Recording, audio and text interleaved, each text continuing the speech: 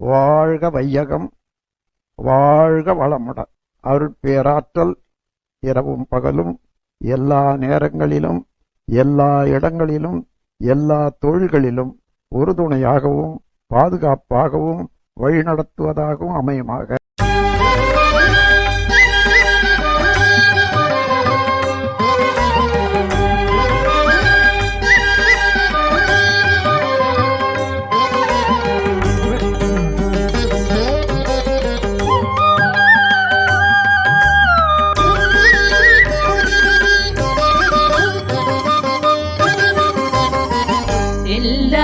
வல்ல தெய்வமது எங்கும் உள்ளது நீக்கமர.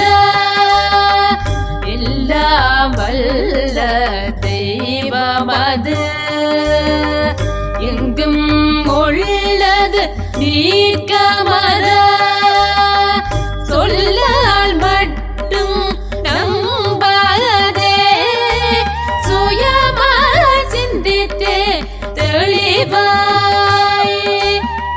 சொல்லால் மட்டும் நம்பாதே, சுயமாய் சிந்தித்தே தெளிவாய். வல்லாய் உடலில் இயக்கமவன் வாழ்வில் உயிர் அறிவுமவன். வல்லாய் உடலில் இயக்கமவன் வாழ்வில் உயிர் அறிவுமவன். கல்லார் கற்றார் செயல் விளைவார் காணோ இன்ப துன்பமவன். கல்லார் கற்றார் செயல் விளைவார் காணோ இன்ப துன்பமவன்.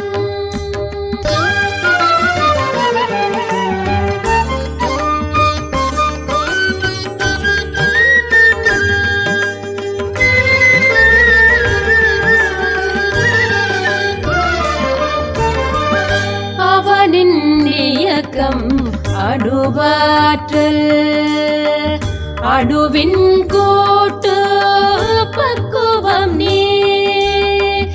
அவனின் இயக்கம் அணுவாற்றல், அணுவின் கூட்டு பக்குவம் நீ.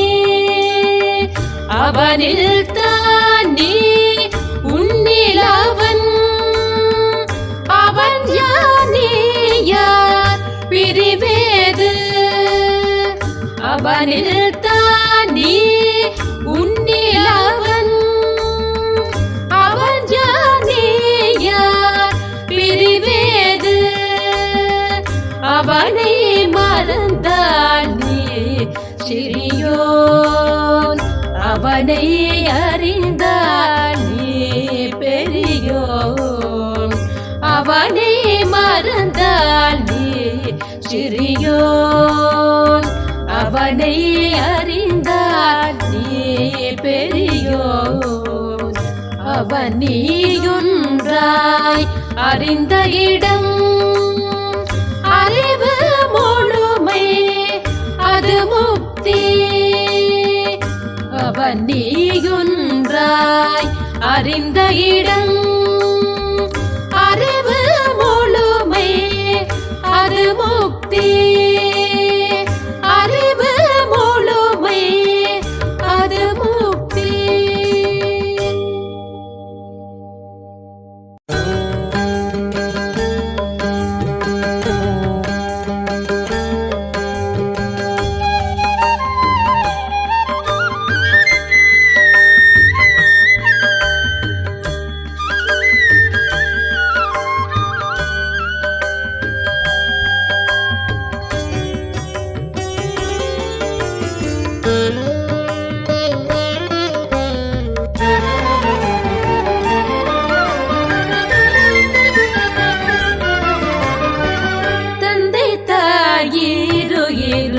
ஒன்று சேர்ந்து தலை தொழுகுடலாகி உலகில் வந்தே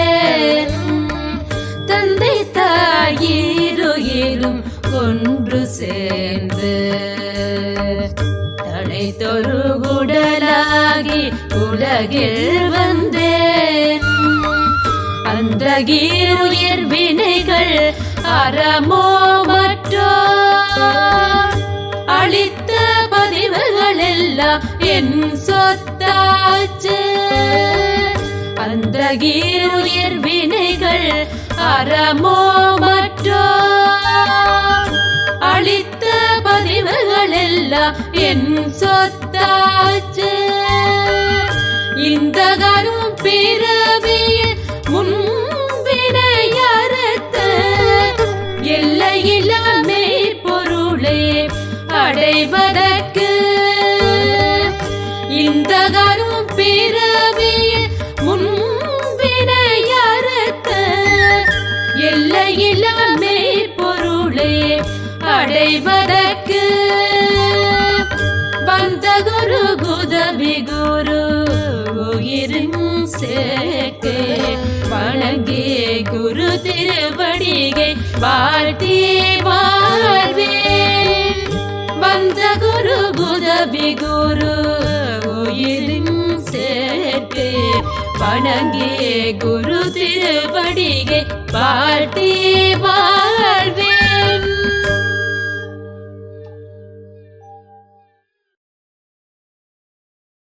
பஞ்சபூத நவகிரகம். வாழ்க வையகம், வாழ்க வையகம், வாழ்க வளமுடன். நாம் அமர்ந்துள்ள இடத்தை சுற்றிலும் நல்ல தெய்வீக ஆற்றலே நிறந்தின. நாம் அமர்ந்துள்ள இடத்தை சுற்றிலும் நல்ல தெய்வீக ஆற்றலே நிறந்தின.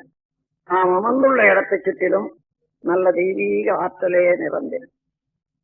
அருட்பேராற்றல் உடலிலே உயிரிலே அலை அலையாக பாய்வதை உணர்கிறோம். அருட்பேராற்றல் உடலிலே உயிரிலே அலை அலையாக பாய்வதை உணர்கிறோம். அருட்பேராற்றல் உடலிலே உயிரிலே அலை அலையாக பாய்வதை உணர்கிறோம். அன்னைக்கு வணக்கம், தந்தைக்கு வணக்கம், ஆசானுக்கு வணக்கம். தவம் தொடங்குகிறோம். பஞ்சபூத நவகிரக தவம். பஞ்சபூதங்கள்ல பிருத்திவி, அப்பு, தேய், வாயு, ஆகாசம் என்று சொல்றார்கள். நிலம், நீர், நெருப்பு, காற்று, விண். இவற்றில ஐந்தாவது தத்துவமாகிய மண், நிலம், அதையே நாம் இப்பொழுது தவத்துக்கு எடுத்துக்கொள்வோம். நிலத்துக்கு அறிகுறியாக இந்த உலக உருண்டையே நாம் நினைவுபடுத்திக் கொள்வோம். இந்த உலக உருண்டை மிகப்பெரியது, 25,000 மைல் சுற்றளவு உடையது. மண்ணு, லோகங்கள், ரசாயனங்கள் இவற்றால் ஆனது. தன்னைத்தானே விரைவாக 1000 மைல் வேகத்துல மணிக்கு தன்னைத்தானே சுற்றி கொண்டிருப்பது. சூரியனை ஒரு நாள் ஒன்றுக்கு 16 லட்சம் மைல் சுற்றி வரக்கூடிய இத்தகைய எத்தகு போல் இந்த நிலம் உலகம். அதனுடைய மேன்மையை மனவிரிவு கொண்டு மதித்து போற்றுவோம். அதனோடு ஒன்றி கலந்து உயிர் தொடர்பு பெறுவோம். இந்த பிரபஞ்ச பரிணாமத்துல இந்த நில உலகின் உற்பத்தி ரகசியத்தை உணர்ந்து கொள்வோம். இந்த நில உலகம் என்ற மண்ணாலும் மண்ணிலிருந்தும் இரவும் பகலும் எல்லா இடங்களிலும் எல்லா தொழில்களிலும் காப்பு பெறுவோம். மண்ணை பயனுள்ள முறையில வாழ்க்கையில பயன்படுத்திக் கொள்ளத்தக்க விஞ்ஞானத்தை வளர்த்துக் கொள்வோம். மண் என்ற நிலம் மீது, நில உருண்டை மீது மனம் செலுத்தி தவம் இயக்குவோம்.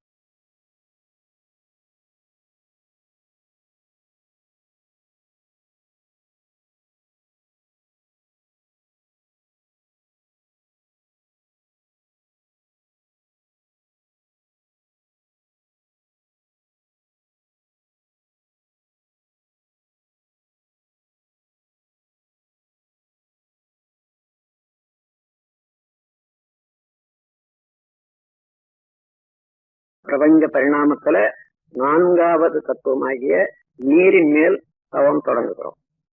உலக உருண்டையின் மீது 128 பகுதி நிலம். அந்த நிலத்தில பெரும் பகுதி நீரால் சூழப்பட்டிருக்கிறது.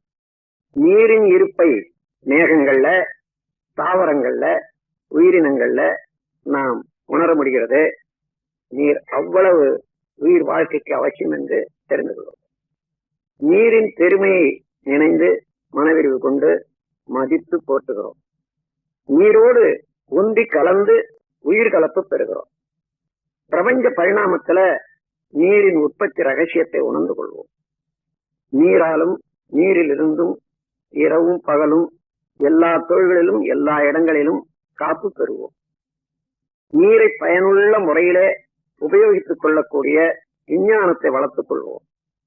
நீரின் மேல் மனம் செலுத்தி தவம் இயற்றுவோம்.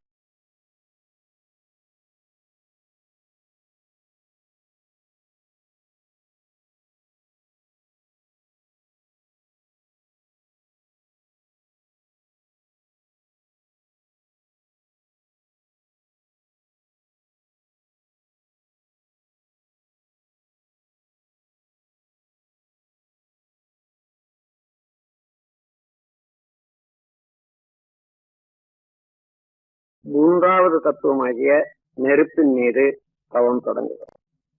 பூமி பிறந்து கொண்டே இருக்கிறது. நடுமையத்திலே கனத்த அணுக்கள் எல்லாம் நெருக்கமாக கூடிக்கொண்டே இருக்கின்றன.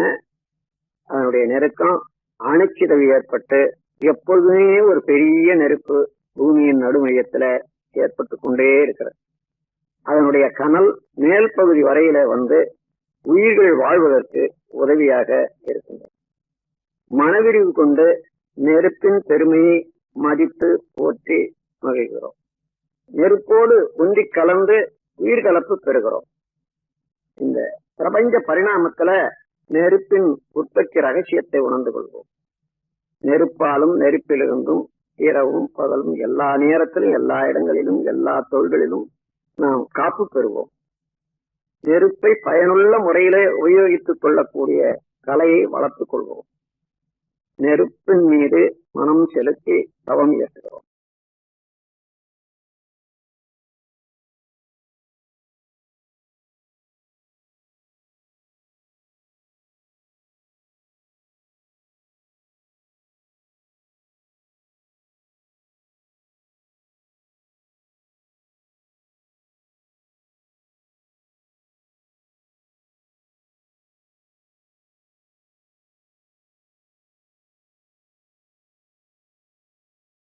இரண்டாவது தத்துவமாகிய காற்றின் மீது தவம் தொடங்குகிறோம். இந்த நில உலகத்தின் மீது 10 மைல் வரையில அடர்த்தியாகவும் இன்னும் கொஞ்ச தூரம் லேசாகவும் காற்று கவசம் போல இருந்து இயங்கிக் கொண்டிருக்கிறது. காற்றுதான் எல்லா உயிர்களுக்கும் ஆக்கமும் ஊக்கமும் அளித்துக் கொண்டிருக்கிறது. மனவிரிவு கொண்டு காற்றின் பெருமையை மதித்து போற்றுகிறோம். காற்றோடு ஒன்றி கலந்து உயிர் கலப்பு பெறுகிறோம்.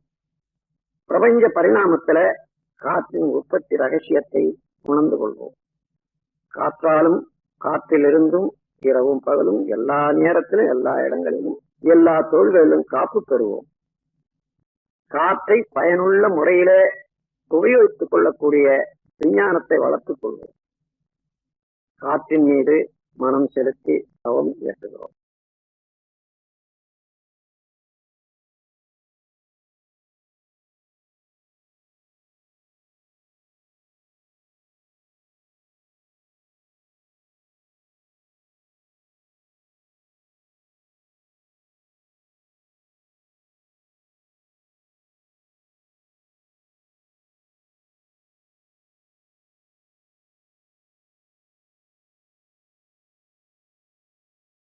முதல் தத்துவமாகிய விண்ணின் மீது தவம் தொடங்குது. இந்த பிரபஞ்ச தோற்றங்களுக்கெல்லாம் காரணமான நுண்ணிய இயக்க மூலக்கூறாகிய இந்த விண், இந்த உயிராற்றல் நமது உடலிலே உயிராற்றலாக இருப்பதே பிரபஞ்சம் முழுவதிலும் இந்த விண்ணின் சேர்க்கைதான் மற்ற 4 பூதங்களும். விண்ணின் பெருமையை உணர்ந்து மதித்து போற்றுகிறோம். விண்ணோடு ஒன்றி கலந்து உயிர் கலப்பு பெறுகிறோம். பிரபஞ்ச பரிணாமத்துல விண்ணின் உற்பத்தி ரகசியத்தை உணர்ந்து கொள்வோம். விண்ணென்ற ஆகாச ஆற்றலாலும் அதிலிருந்தும் இரவும் பகலும் எல்லா நேரத்திலும் எல்லா இடங்களிலும் காப்பு பெறுவோம். விண்ணை பயனுள்ள முறையிலே உபயோகித்துக் கொள்ளக்கூடிய ஆற்றலை வளர்த்துக் கொள்வோம். விண்ணின் மீது மனம் செலுத்தி தவம் இயற்றுகிறோம். பிரபஞ்சம் முழுவதிலும் இருக்கக்கூடிய விண்கலத்தை, சக்திகளத்தை நோக்கி இந்த தவம் இயற்ற வேண்டும்.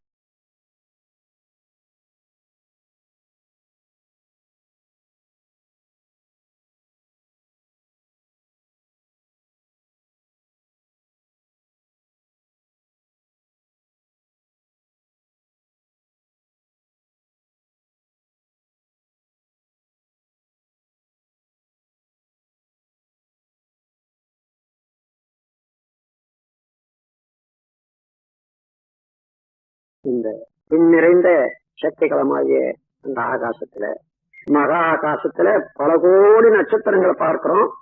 ஒவ்வொரு நட்சத்திரமும் ஒரு சூரியனே. அவற்றிலே ஒரு சூரியன் தான் இப்பொழுது நம் உலகம் சுற்றி கொண்டிருக்கக்கூடிய சூரியன். அதை சேர்ந்த கிரகங்கள் எல்லாம் சூரிய குடும்பம் என்று சொல்லுகிறோம்.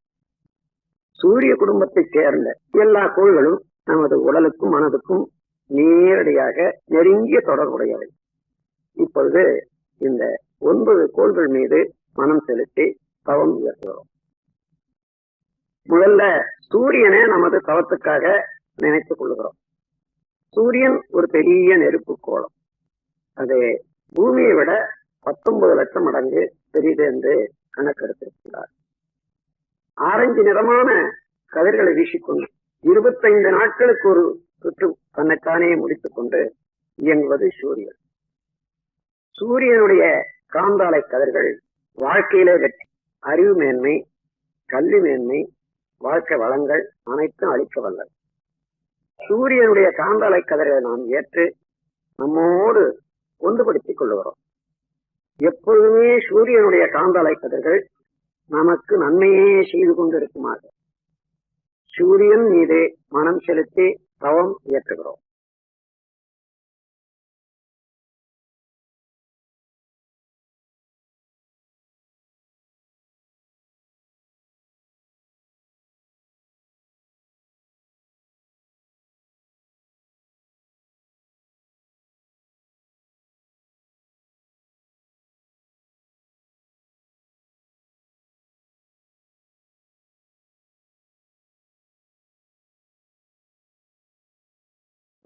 புதன் என்ற கோள் மீது தவம் தொடங்குகிறோம். சூரியனுக்கு அப்பால் 3 கோடி மைல் தொலைவில் இருந்து கொண்டு சூரியனை வலம் வந்து கொண்டிருப்பது புதன். பசுநிறமான கதிர்களை வீசிக்கொண்டு 88 நாட்களுக்கு ஒரு சுற்று முடித்துக் கொண்டிருப்பது புதன். புதனுடைய காந்தாலை கதிர்கள் அறிவு மேன்மை, வாழ்க்கை வளங்கள் அனைத்தும் அளிக்க வல்லது. புதனுடைய காந்தாலை கதிர்களை நாம் ஏற்று நம்மோடு ஒன்றுபடுத்திக் கொள்ளுகிறோம். எப்பொழுதுமே புதனுடைய காந்தாலை கதிர்கள் நமக்கு நன்மையே செய்து கொண்டிருக்குமாறு புதன் என்ற கோள் மீது மனம் செலுத்தி தவம் இயற்றுகிறோம்.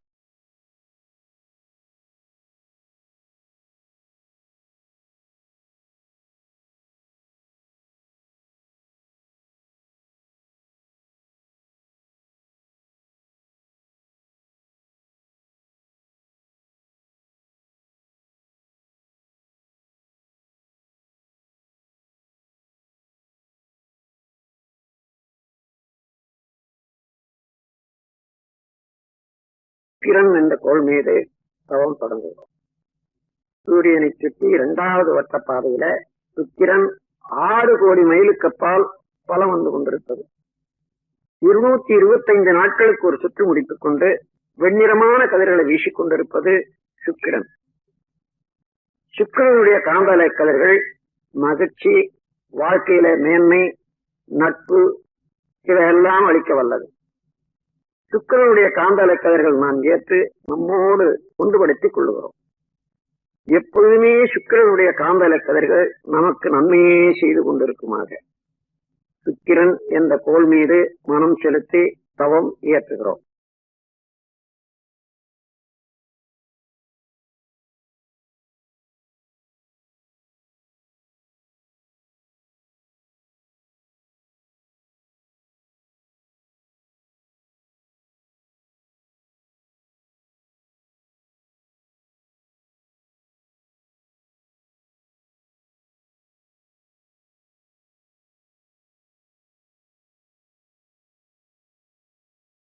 இப்பொழுது சந்திரன் என்ற கோள் மீது தவம் தொடங்குகிறோம். சூரியனில் இருந்து 3வது வட்ட பாதையில சுழன்று கொண்டிருப்பது, வலம் வந்து கொண்டிருப்பது நில உலகம். 9 கோடி மைலுக்கு அப்பால் அந்த நில உலகத்தை வலம் வந்து கொண்டிருப்பது சந்திரன் 2,30,30 மைலுக்கு அப்பால். 29 நாட்களுக்கு ஒரு சுற்று முடித்துக் கொண்டு வெண்ணிறமான கதிர்களை வீசிக் கொண்டிருப்பது சந்திரன். சந்திரனுடைய காந்தாலை கதிர்கள் நமது இரத்த ஓட்டத்திலே சீர்மை அமைப்பது, அறிவிலே மேன்மை தருவது, வாழ்க்கையில் பலம் தருவது. எப்பொழுதுமே சந்திரனுடைய காந்தலை கதிர்கள் நமக்கு இந்த நன்மைகளை எல்லாம் செய்து கொண்டே இருக்குமாறு சந்திரன் மீது மனம் செலுத்தி தவம் இயற்றுகிறோம்.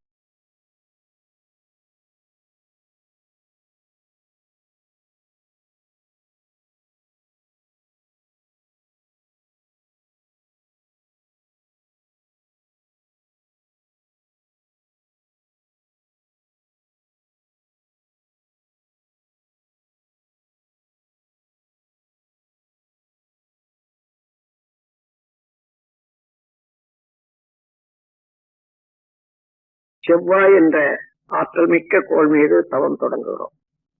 இது 4வது வட்ட பாதையில சூரியனை சுற்றி கொண்டிருப்பது 14 கோடி மைலுக்கு அப்பால் இருந்து கொண்டு 18 மாதங்களுக்கு ஒரு சுற்று முடித்துக் கொண்டு செந்நிறமான கதிர்களை வீசிக் கொண்டிருப்பது செவ்வாய். செவ்வாயினுடைய காந்தாலை கதிர்கள் அச்சமின்மை, விஞ்ஞான அறிவு, மெய்யறிவு, வாழ்க்கை வளங்கள் அனைத்தும் அளிக்க வல்லது. செவ்வாயினுடைய காந்தலை கதிர்களை நாம் ஏற்று நம்மோடு ஒன்றுபடுத்திக் கொள்ளுகிறோம். எப்பொழுதுமே செவ்வாயினுடைய காந்தலை கதிர்கள் நமக்கு நலமே செய்து கொண்டிருக்குமாறு செவ்வாய் என்ற கோள் மீது மனம் செலுத்தி தவம் இயற்றுகிறோம்.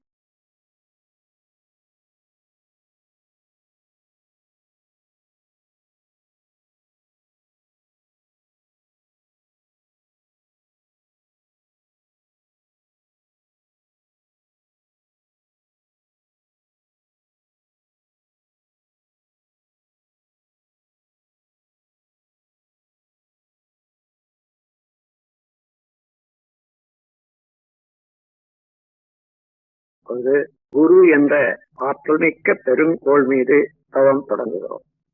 சூரியனில் இருந்து 48 கோடி மைலுக்கு அப்பால் வலம் வந்து கொண்டிருப்பது குரு. பொன்னிறமான கதிர்களை வீசிக்கொண்டு 12 ஆண்டுகளுக்கு ஒரு சுற்று முடித்துக் கொண்டிருப்பது குரு. குருவினுடைய காந்தலை கதிர்கள் மெய்யுணர்வு, வாழ்க்கை வளங்கள் அனைத்தும் அளிக்க வல்லது. குருவினுடைய காந்தாலை கதைகளை நாம் ஏற்று நம்மோடு ஒன்றுபடுத்திக் கொள்ளுகிறோம். எப்பொழுதும் குருவினுடைய காந்தாலை கதைகள் நமக்கு நன்மையே செய்து கொண்டிருக்குமாக குரு என்ற கோள் மீது மனம் செலுத்தி தவம் இயற்றுகிறோம்.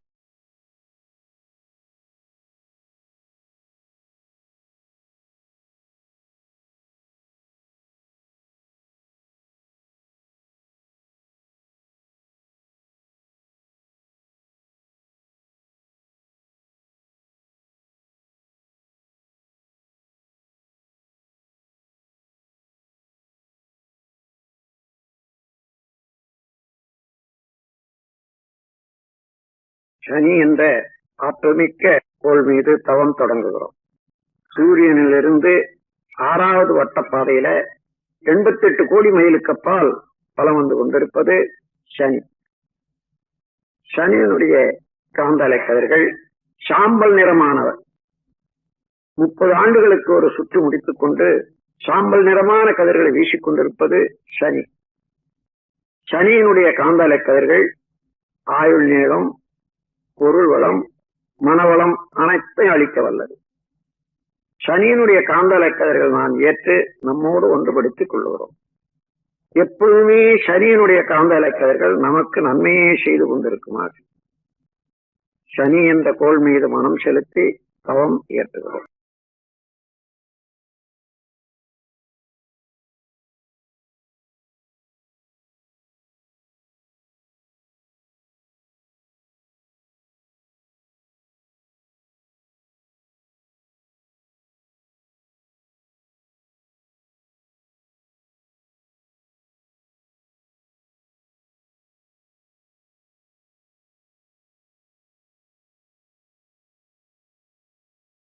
ராகு கேது என்னும் ஆற்றல் மிக்க காந்தாலை பாதைகள் மீது தவம் தொடங்குகிறோம். சூரியனின் நடுமையத்தில அணுக்கள் செயலற்று நின்று விடுகிறது. அது சுத்த வெளியாகி பிரம்மமாக மாறிக்கொண்டிருக்கும் நிலை, அதுவே கரும்புள்ளி எனப்படுகிறது. அது மேலும் மிக மிக அங்கே நிற்க முடியாமல் பிரபஞ்சம் முழுவதும் கொடுபோன்று ஆரம்பித்து பிரபஞ்சமெல்லாம் கடந்து சுத்த வெளியோட கலந்து கொண்டிருக்கிறார். சூரியனின் இருபுறமும் இவ்வாறு எப்பொழுது இயங்கிக் கொண்டே இருக்கக்கூடிய பிளாக் ஹோல், கருநிறமான காந்தாலை பாதைகள், ஒரு புறம் கேது என்றும் ஒரு புறம் ராகு என்று சொல்லுகிறோம். ராகு கேது இரண்டுமே கருநிறமான அலைகளை வீசிக்கொண்டு இருப்பவை. ராகு கேது காந்தாலைகள் மெய்விளக்கம், வாழ்க்கை வளங்கள், உடல் நலம் அனைத்தும் அளிக்க வல்லவை. ராகு கேது காந்தாலைகளில் இருந்து நாம் ஆற்றலை பெற்று ஒன்றுபடுத்திக் கொள்ளுகிறோம். எப்பொழுதுமே ராகு கேது ஆற்றல்கள் நமக்கு நன்மையே செய்து கொண்டிருக்குமாக ராகு கேது என்னும் காந்தாலை பாதைகள் மீது மனம் செலுத்தி தவம் இயற்றுகிறோம்.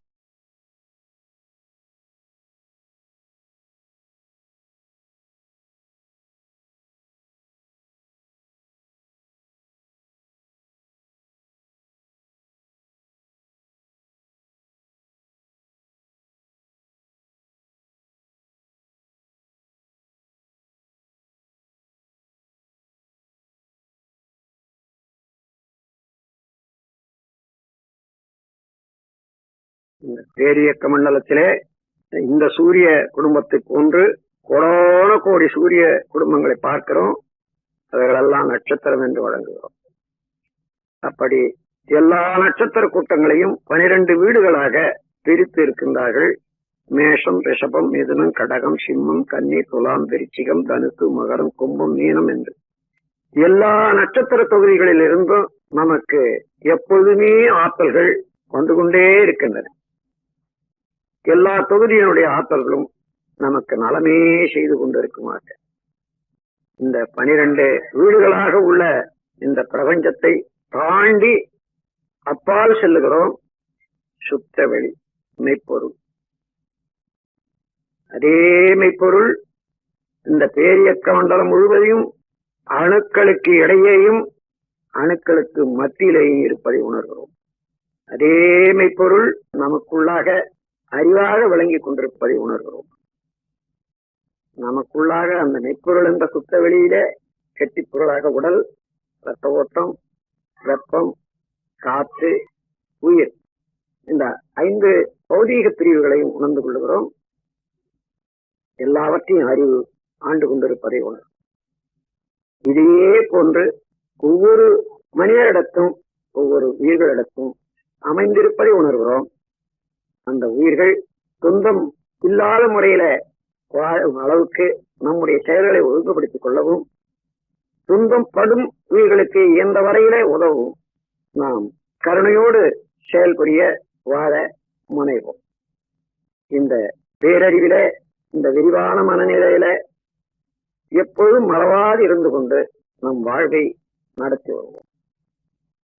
அருட்பேராற்றல் கருணையினால் உடல் நலம், நீளாயு, நிறை செல்வம், உயர்ப்புகள், விஞ்ஞானம் ஒன்றி வாழ்வோம். அருட்பேராற்றல் கருணையினால் உடல் நலம், நீளாயு, நிறை செல்வம், உயர்ப்புகள், விஞ்ஞானம் ஒன்றி வாழ்வோம். அருட்பேராற்றல் கருணையினால் உடல் நலம், நீளாயு, நிறை செல்வம், உயர்ப்புகள், விஞ்ஞானம் ஒன்றி வாழ்வோம். வாழ்க்கை துணைவரை நினைந்து வாழ்க வளமுடன் என்று வாழ்த்து கூறுவோம்.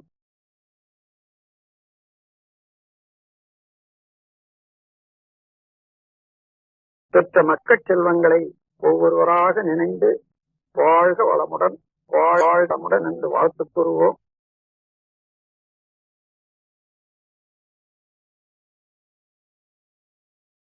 உடன் பிறந்தோர்களையும் நினைந்து ஒவ்வொருவரையும் வாழ்த்துவோம்.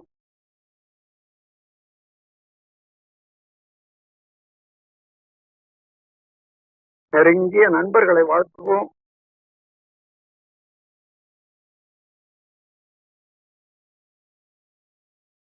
தொழில்துறையிலே கடமையிலே தொடர்புடையவர்களை எல்லாம் ஒவ்வொருவராக வாழ்த்துக் கொள்வோம்.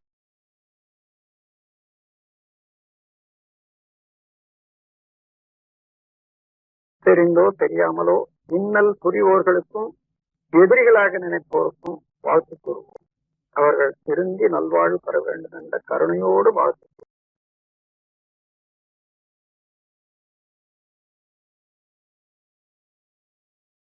வாழ்க வையகம், வாழ்க வையகம், வாழ்க வளமுடன். உலகில் உள்ள பொறுப்புடைய தலைவரெல்லாம் உயிரறிவை உள்ளுணர்வாய் பெறுதல் வேண்டும். உலகனைத்து நாடுகளின் எல்லை காக்க ஓருலக கூட்டாட்சி வலுவாய் வேண்டும். உலகில் போர் பகை அச்சமின்றி மக்கள் உழைத்துண்டு வளங்காத்து வாழ வேண்டும். உலகெங்கும் மனித குலம் அமைதி என்னும் ஒரு வற்றாத நன்னெறி பெற்றிய வேண்டும். வாழ்க வையகம், வாழ்க வையகம், வாழ்க வளம். ஏரி குளம் கிணறு ஆறு எல்லாம் நிரம்பி வழிய மாறி அளவாய் பொழிக மக்கள் வளமாய் வாழ். ஏரி குளம் கிணறு ஆறு எல்லாம் நிரம்பி வழிக மாறி அளவாய் பொழிக மக்கள் வளமாய் வாழ். ஏரி குளம் கிணறு ஆறு எல்லாம் நிரம்பி வழிக மாறி அளவாய் பொழிக மக்கள் வளமாய் வாழ். வாழ்க வையகம், வாழ்க வையகம், வாழ்க வளமுடன். ஓம் சாந்தி சாந்தி சாந்தி. வாழ்க வளமுடன். உலக சமுதாய சேவா சங்கம் நிகழ்த்தும் ஆன்மீக உலக சாதனை தவம். நாள் மார்ச் 28ஆம் தேதி மாலை 6 மணிக்கு, ஞாயிற்றுக்கிழமை, பௌர்ணமி தினம். இந்த தினத்திலே, இந்த உலக சாதனை தவத்திலே அன்பர்கள் பெருவாரியாக குடும்பத்தோடு கலந்து கொண்டு மற்றும் நண்பர்களையும் அழைத்து அத்தனை பேரும் அதிலே ஈடுபட்டு நாம் 1,00,000க்கும் அதிகமான அன்பர்கள் இது கலந்து இந்த சாதனையை நிகழ்த்தி தவத்தினுடைய சிறப்பையும் மேன்மையும் உலகுக்கு அறிவிப்போம் என்று கூறி, நீங்கள் அனைவரும் அவசியம் ஸ்கை யோகா டிவி யூடியூப் சேனலை சப்ஸ்கிரைப் செய்து பெருவாரியாக பங்கேற்று எல்லோருக்கும் இந்த தவத்தை உணர்த்துகின்ற வகையிலே அன்போடு கேட்டுக்கொள்கின்றோம். வாழ்க வளமுடன். வாழ்க வையகம், வாழ்க வையகம், வாழ்க வளமுடன். குரு வாழ்க, குரு புகழ் வாழ்க, குருவே துணை. அன்பர்களே, இன்று இந்த உயர்ந்த பணிக்கு நம்மை பணித்த இறையருளுக்கும் குருவருளுக்கும் நன்றியை உரித்தாக்கி, sky yoga TV YouTube channel மூலமாக இணைந்திருக்கும் இருபால் மெய்யன்பர்கள் அனைவருக்கும் இனிமையான மாலை வணக்கங்களும் வாழ்க வளமுடன் எனும் வாழ்த்துக்களையும் தெரிவித்துக் கொண்டு இன்றைய மாலை சிந்தனை உரை நிகழ்ச்சியினை துவங்குவோம். இன்றைய மகரிஷி அவர்களின் கவி ஞானக்களஞ்சியம், கவி எண் 1425. பேரறம். மனிதனே பொது உடைமையாக வென்றால் மனமாற்றம் மக்களெல்லாம் அடைய வேண்டும். மனமாற்றம் மக்களெல்லாம் அடைய வேண்டும். மனிதர்களில் மதிமிகுந்தோர் சிலர் முன்வந்து மக்களுக்கு தங்களை அர்ப்பணித்து கொண்டு மனிதர்கட்கு சேவை செய்து அன்பால் பண்பால் மண்ணுலகில் இம்மாற்றம் விளைக்க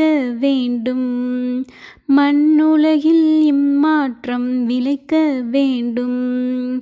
மனிதரெல்லாம் படிப்படியாய் சில ஆண்டிற்குள் மனம் மாற பொதுவாக இதுவே மார்க்கம்.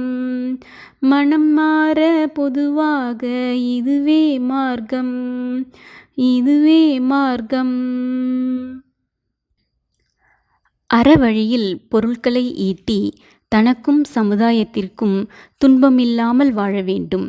நபர் பற்றோ பொருள் பற்றோ சிறிதும் இல்லாமல் கூட்டுறவு முறையில் பொருட்களை பெருக்கி நிர்வாகம் செய்து உலகெங்கும் எனக்கு உரிமை எனும் இயற்கையை மறவாத பேரற வாழ்வே சிறந்தது ஆகும்.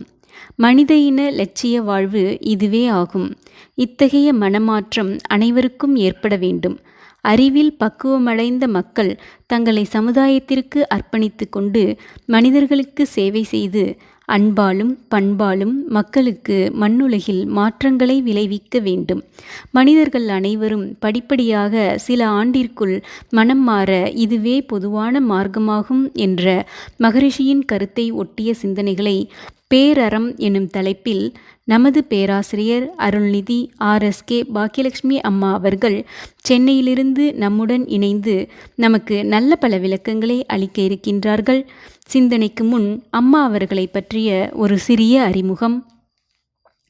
அம்மா அவர்கள் 1995ஆம் ஆண்டு தனது வாழ்க்கை துணை மூலமாக மனவளக்கலைக்குள் அறிமுகப்படுத்தப்பட்டவர்கள். 1997இல் அருள்நிதியாகவும் 1999இல் KK நகர் மனவளக்கலை மன்ற அறக்கட்டளை பொறுப்பாசிரியராகவும் 2000ஆம் ஆண்டு துணை பேராசிரியராகவும் தொண்டு செய்து கொண்டிருப்பவர்கள். அம்மா அவர்கள் ஒவ்வொரு 2 ஆண்டுகளிலும் தன்னை அடுத்த நிலைக்கு உயர்த்தி கொள்ளக்கூடிய வாய்ப்பு அம்மாவிற்கு குரு அருளால் தனது வாழ்க்கையில் அமைய பெற்றுள்ளது. அம்மா அவர்கள் தற்போது KK நகர் மனவளக்கலை மன்ற அறக்கட்டளையிலும் அசோக் நகர் தவ மையத்திலும் T நகர் தவ மையத்திலும் சிறப்பாக தொண்டு செய்து கொண்டிருக்கின்றார்கள். கடந்த ஓராண்டுக்கும் மேலாக சிகாகோ மனவளக்கலை மன்ற அறக்கட்டளை அமெரிக்காவில் இணையம் வழியாக தொண்டு செய்து கொண்டிருக்கின்றார்கள். அங்கு அகத்தாய்வு வகுப்புகள், குழந்தைகளுக்கான பயிற்சிகள், ஆசிரியர்களுக்கு வழிகாட்டுதல் மற்றும் தினசரி தவ வகுப்புகள் தமிழ் மற்றும் ஆங்கிலம் வழியாக சிறப்பாக தொண்டு செய்து கொண்டிருப்பவர்கள். மேலும் தொடர்ந்து 2 வருடங்களாக பேராசிரியர் வரதராஜன் ஐயா மற்றும் பேராசிரியர் ஆறுமுகம் ஐயா அவர்கள் குழுவினருடன் தினமும் காலை 6 மணி முதல் 7:30 மணி வரை காவல்துறையினருக்கு சிறப்பாக மனவளக்கலை பயிற்சியினை தந்து தொண்டாற்றி வந்து கொண்டிருப்பவர்கள். அம்மா அவர்கள் தனது MPhil ஆராய்ச்சியாக ஆஸ்துமா நோயாளிகளிடம், குறிப்பாக பெண்கள், மனவளக்கலையால் ஏற்பட்ட முன்னேற்றங்களை பற்றிய ஆராய்ச்சியை சிறப்பாக மேற்கொண்டுள்ளார்கள். மேலும் PhD ஆராய்ச்சியாக மாணவர்களுக்கு மனவளக்கலையினால் கணித திறனில் ஏற்படும் முன்னேற்றங்களை பற்றிய ஆராய்ச்சியையும் சிறப்பாக மேற்கொண்டுள்ளார்கள். அம்மா அவர்களுடைய பிற சேவைகள்: வீட்டிலேயே தவமையம் ஆரம்பித்து தொண்டாற்றி கொண்டு வருகின்றார்கள். ஆழியாறு அறிவு திருக்கோயிலில் வாய்ப்பு உள்ள போதெல்லாம் தொண்டாற்றி வருபவர்கள்.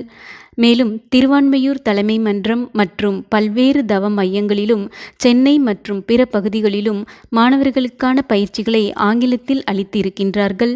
இறையருளால் அம்மா அவர்கள் MSc மேத்ஸ், ME, MPhil பட்டமும் MA, MPhil வேதாத்திரியத்திலும் கணித ஆசிரியராகவும் பணியாற்றி கொண்டிருப்பவர்கள். இத்தகைய சிறப்பு வாய்ந்த அம்மா அவர்களை பேரறம் என்னும் தலைப்பிலே உரை நிகழ்த்துமாறு அன்பர்கள் சார்பாக வணங்கியும் வாழ்க வளமுடன் என வாழ்த்தியும் வரவேற்றும் சிந்தனை உரையை துவங்க வேண்டுமாய் அன்போடு கேட்டுக்கொள்கிறோம். வாழ்க வளமுடன் அம்மா. வாழ்க வையகம், வாழ்க வையகம், வாழ்க வளமுடன். குரு புகழ் வாழ்க, குருவே துணை. சிந்தனையை உடல் நலத்தை சீரமைத்து உய்வித்த குருவே அன்பே வாழ்க வளமுடன். உன்னிலே நான் அடங்க என்னுள்ளே நீ விளங்க உனது தன்மை ஒளிர எனதுள்ளம் தூய்மை பெறுவேன் இறைவா. எங்கும் நீக்கமர நிறைந்திருக்கக்கூடிய நமது அருளாசான் அருள் தந்தை வேதாத்ரி மகரிஷி அவர்கள் சுக்குமமாக நம்மிடையே வீற்றிருந்து என்னை கருவியாக்கி நிகழ்வினை நடத்தி கொடுப்பாராக. வாழ்க வளமுடன், வாழ்க வளமுடன், வாழ்க வளமுடன். இந்த ஜூம் இணைப்பில் இணைந்திருக்கக்கூடிய சான்றோர் பெருமக்கள் அனைவருக்கும், இந்த வாய்ப்பினை அளித்த ஆழியார் IT நிர்வாகத்தினர் அனைவருக்கும் நன்றி கலந்த வணக்கங்களும் வாழ்த்துக்களும். வாழ்க வளமுடன். இன்று நாம் சிந்திக்கக்கூடிய தலைப்பு பேரறம். அறம் பொருந்திய ஒரு வாழ்க்கை வாழணும் அப்படிங்கிறது நமக்கு முன்னோர்கள் சொல்லி கொடுத்த ஒரு வாசகம். அறம் செய்ய விரும்பு அப்படின்னு சொல்லியிருப்பாங்க. அதே மாதிரி அறம் செய்து பழகு அப்படின்னு சொல்லியிருப்பாங்க. அப்போ விருப்பம் இருந்தால் பழக்கம் தானாகவே வரும். இப்போ சுவாமிஜி வந்து ஒரு கவிதையில் சொல்லியிருப்பாங்க, மனிதருக்கு என்ன ஒரு முக்கியமான விஷயமாக இருக்கணும் அப்படின்னு சொல்லியிருப்பாங்க. அந்த கவிதையோட நாம் தொடர்ந்து பார்க்கலாம். உலகினிலே வாழும் உயிரினங்கள் எல்லாம் ஓர் அறிவு முதல் 6 அறிவுக்குள்ளாம். பலவும் ஒளி, ஒலி, ருசி, மனம், ஊறு என்ற பஞ்ச உணர்ச்சிகளுக்குள் அடங்கினாலும் நலம் தீது காரணங்கள் உணரும் யூக நல் ஆற்றல் எனும் 6ஆம் அறிவு மட்டும் நிலம் மீது மாந்தர்க்கே உரித்தாம். இதனால் நிறைவொழுக்கம் ஞானம் இவை மனிதர்க்கேயாம் அப்படின்னு. ஸோ எல்லா உயிரினங்களுக்கும் எல்லா உணர்ச்சிகளும் இருந்தாலும் எல்லாம் ஒன்று அப்படின்னு சொன்னாலும் மனிதனாக பிறந்த நமக்கு ஒரு 2 விஷயம் இங்கே ரொம்ப முக்கியமாக மனிதருக்கு மட்டுமே உரியதாக சொல்கிறாங்க. அதுதான் நிறைவொழுக்கம், ஞானம். இந்த ஒழுக்கம் அப்படிங்கிறது நமக்கு மகரிஷி அவர்கள் வாழ்க்கை தத்துவத்தில் அறநெறிகள் அப்படின்னு சொல்லும் பொழுது ஒழுக்கம், கடமை, ஈகை என்று நமக்கு பிரித்து கொடுத்துருப்பாங்க. அதில் நமக்கு இந்த ஒழுக்கம் அப்படிங்கிற பொழுது எல்லாருக்கும் தெரிந்த சாமியம்தான். தனக்கோ பிறர்க்கோ தற்காலத்திலோ பிற்காலத்திலோ உடலுக்கோ உணர்ச்சிக்கோ துன்பம் தராத எண்ணம், சொல், செயல்கள் அத்தனையும் ஒழுக்கம் அப்படின்னு சொல்லியிருப்பாங்க. இப்போ நமக்கு துன்பம் தராமல் வாழணும், நம்ம உடம்ப நல்லா வச்சுக்கணும் அப்படின்னா நாம் என்ன பண்ணணும்?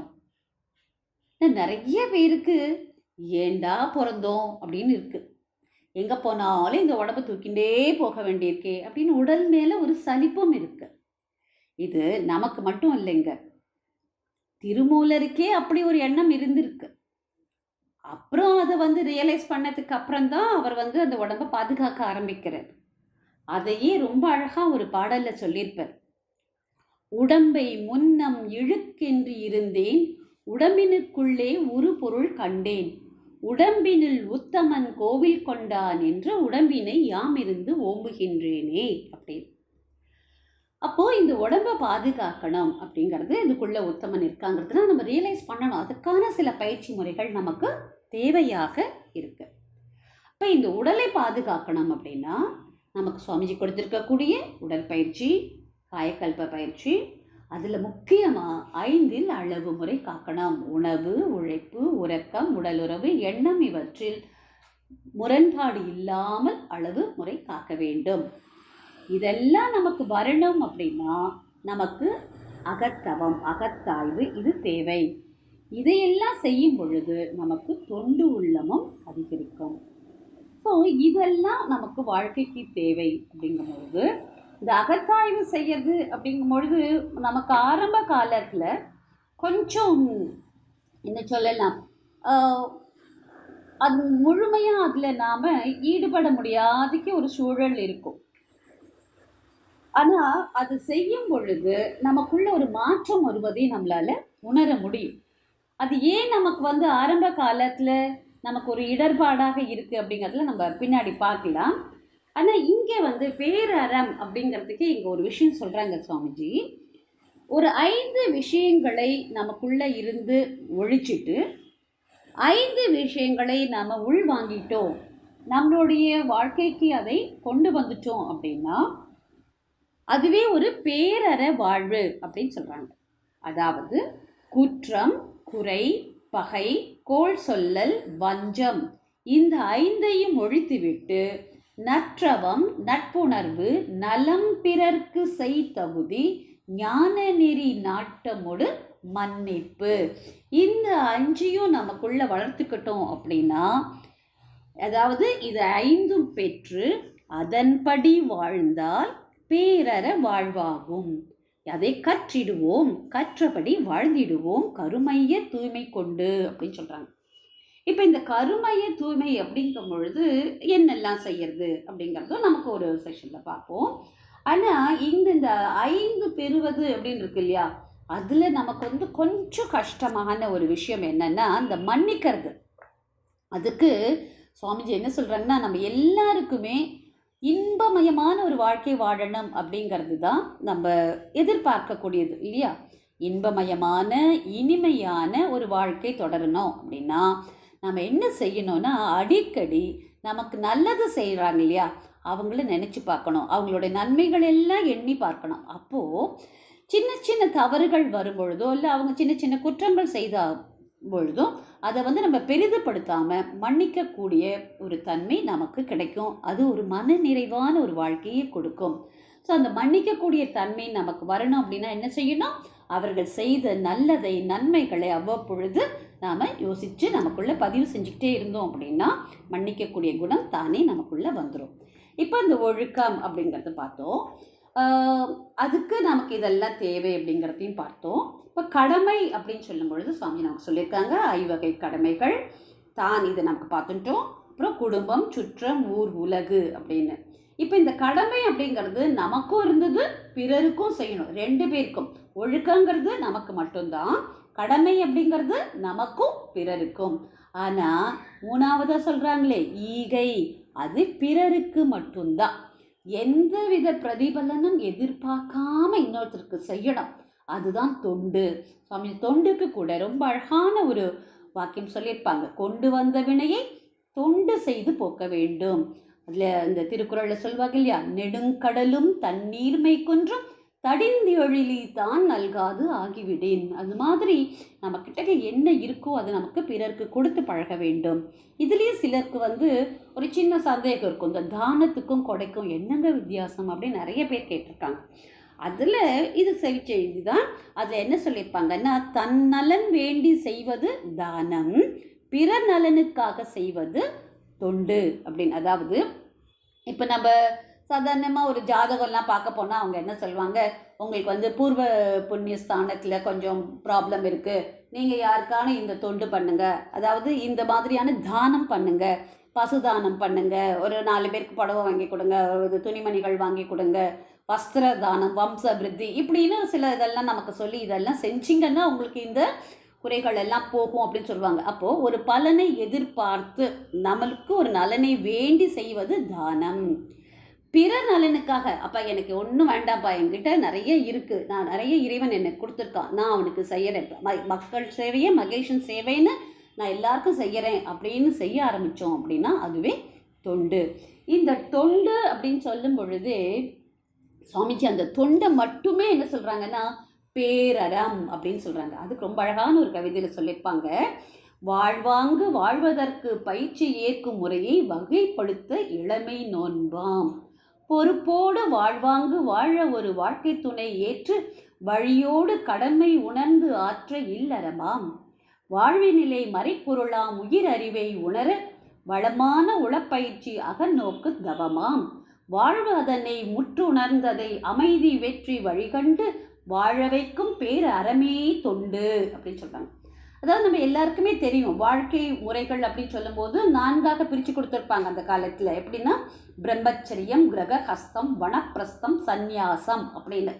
இப்போ அந்த 4 தான் நமக்கு வந்து சுவாமிஜி இளமை நோன்பு, இல்லறம், தவம், தொண்டு அப்படின்னு பிரிச்சுட்டு நமக்கு கொடுக்குறாங்க. அப்போ வாழக்கூடிய முறையை கற்றுக்கொள்வது இளமை நோன்பு. அதுக்கப்புறம் திருமணம் செய்து கொண்டு ஈட்டிய பொருளை பிறருக்கெல்லாம் கொடுத்து வாழ்வது அது வந்து இல்லறம்.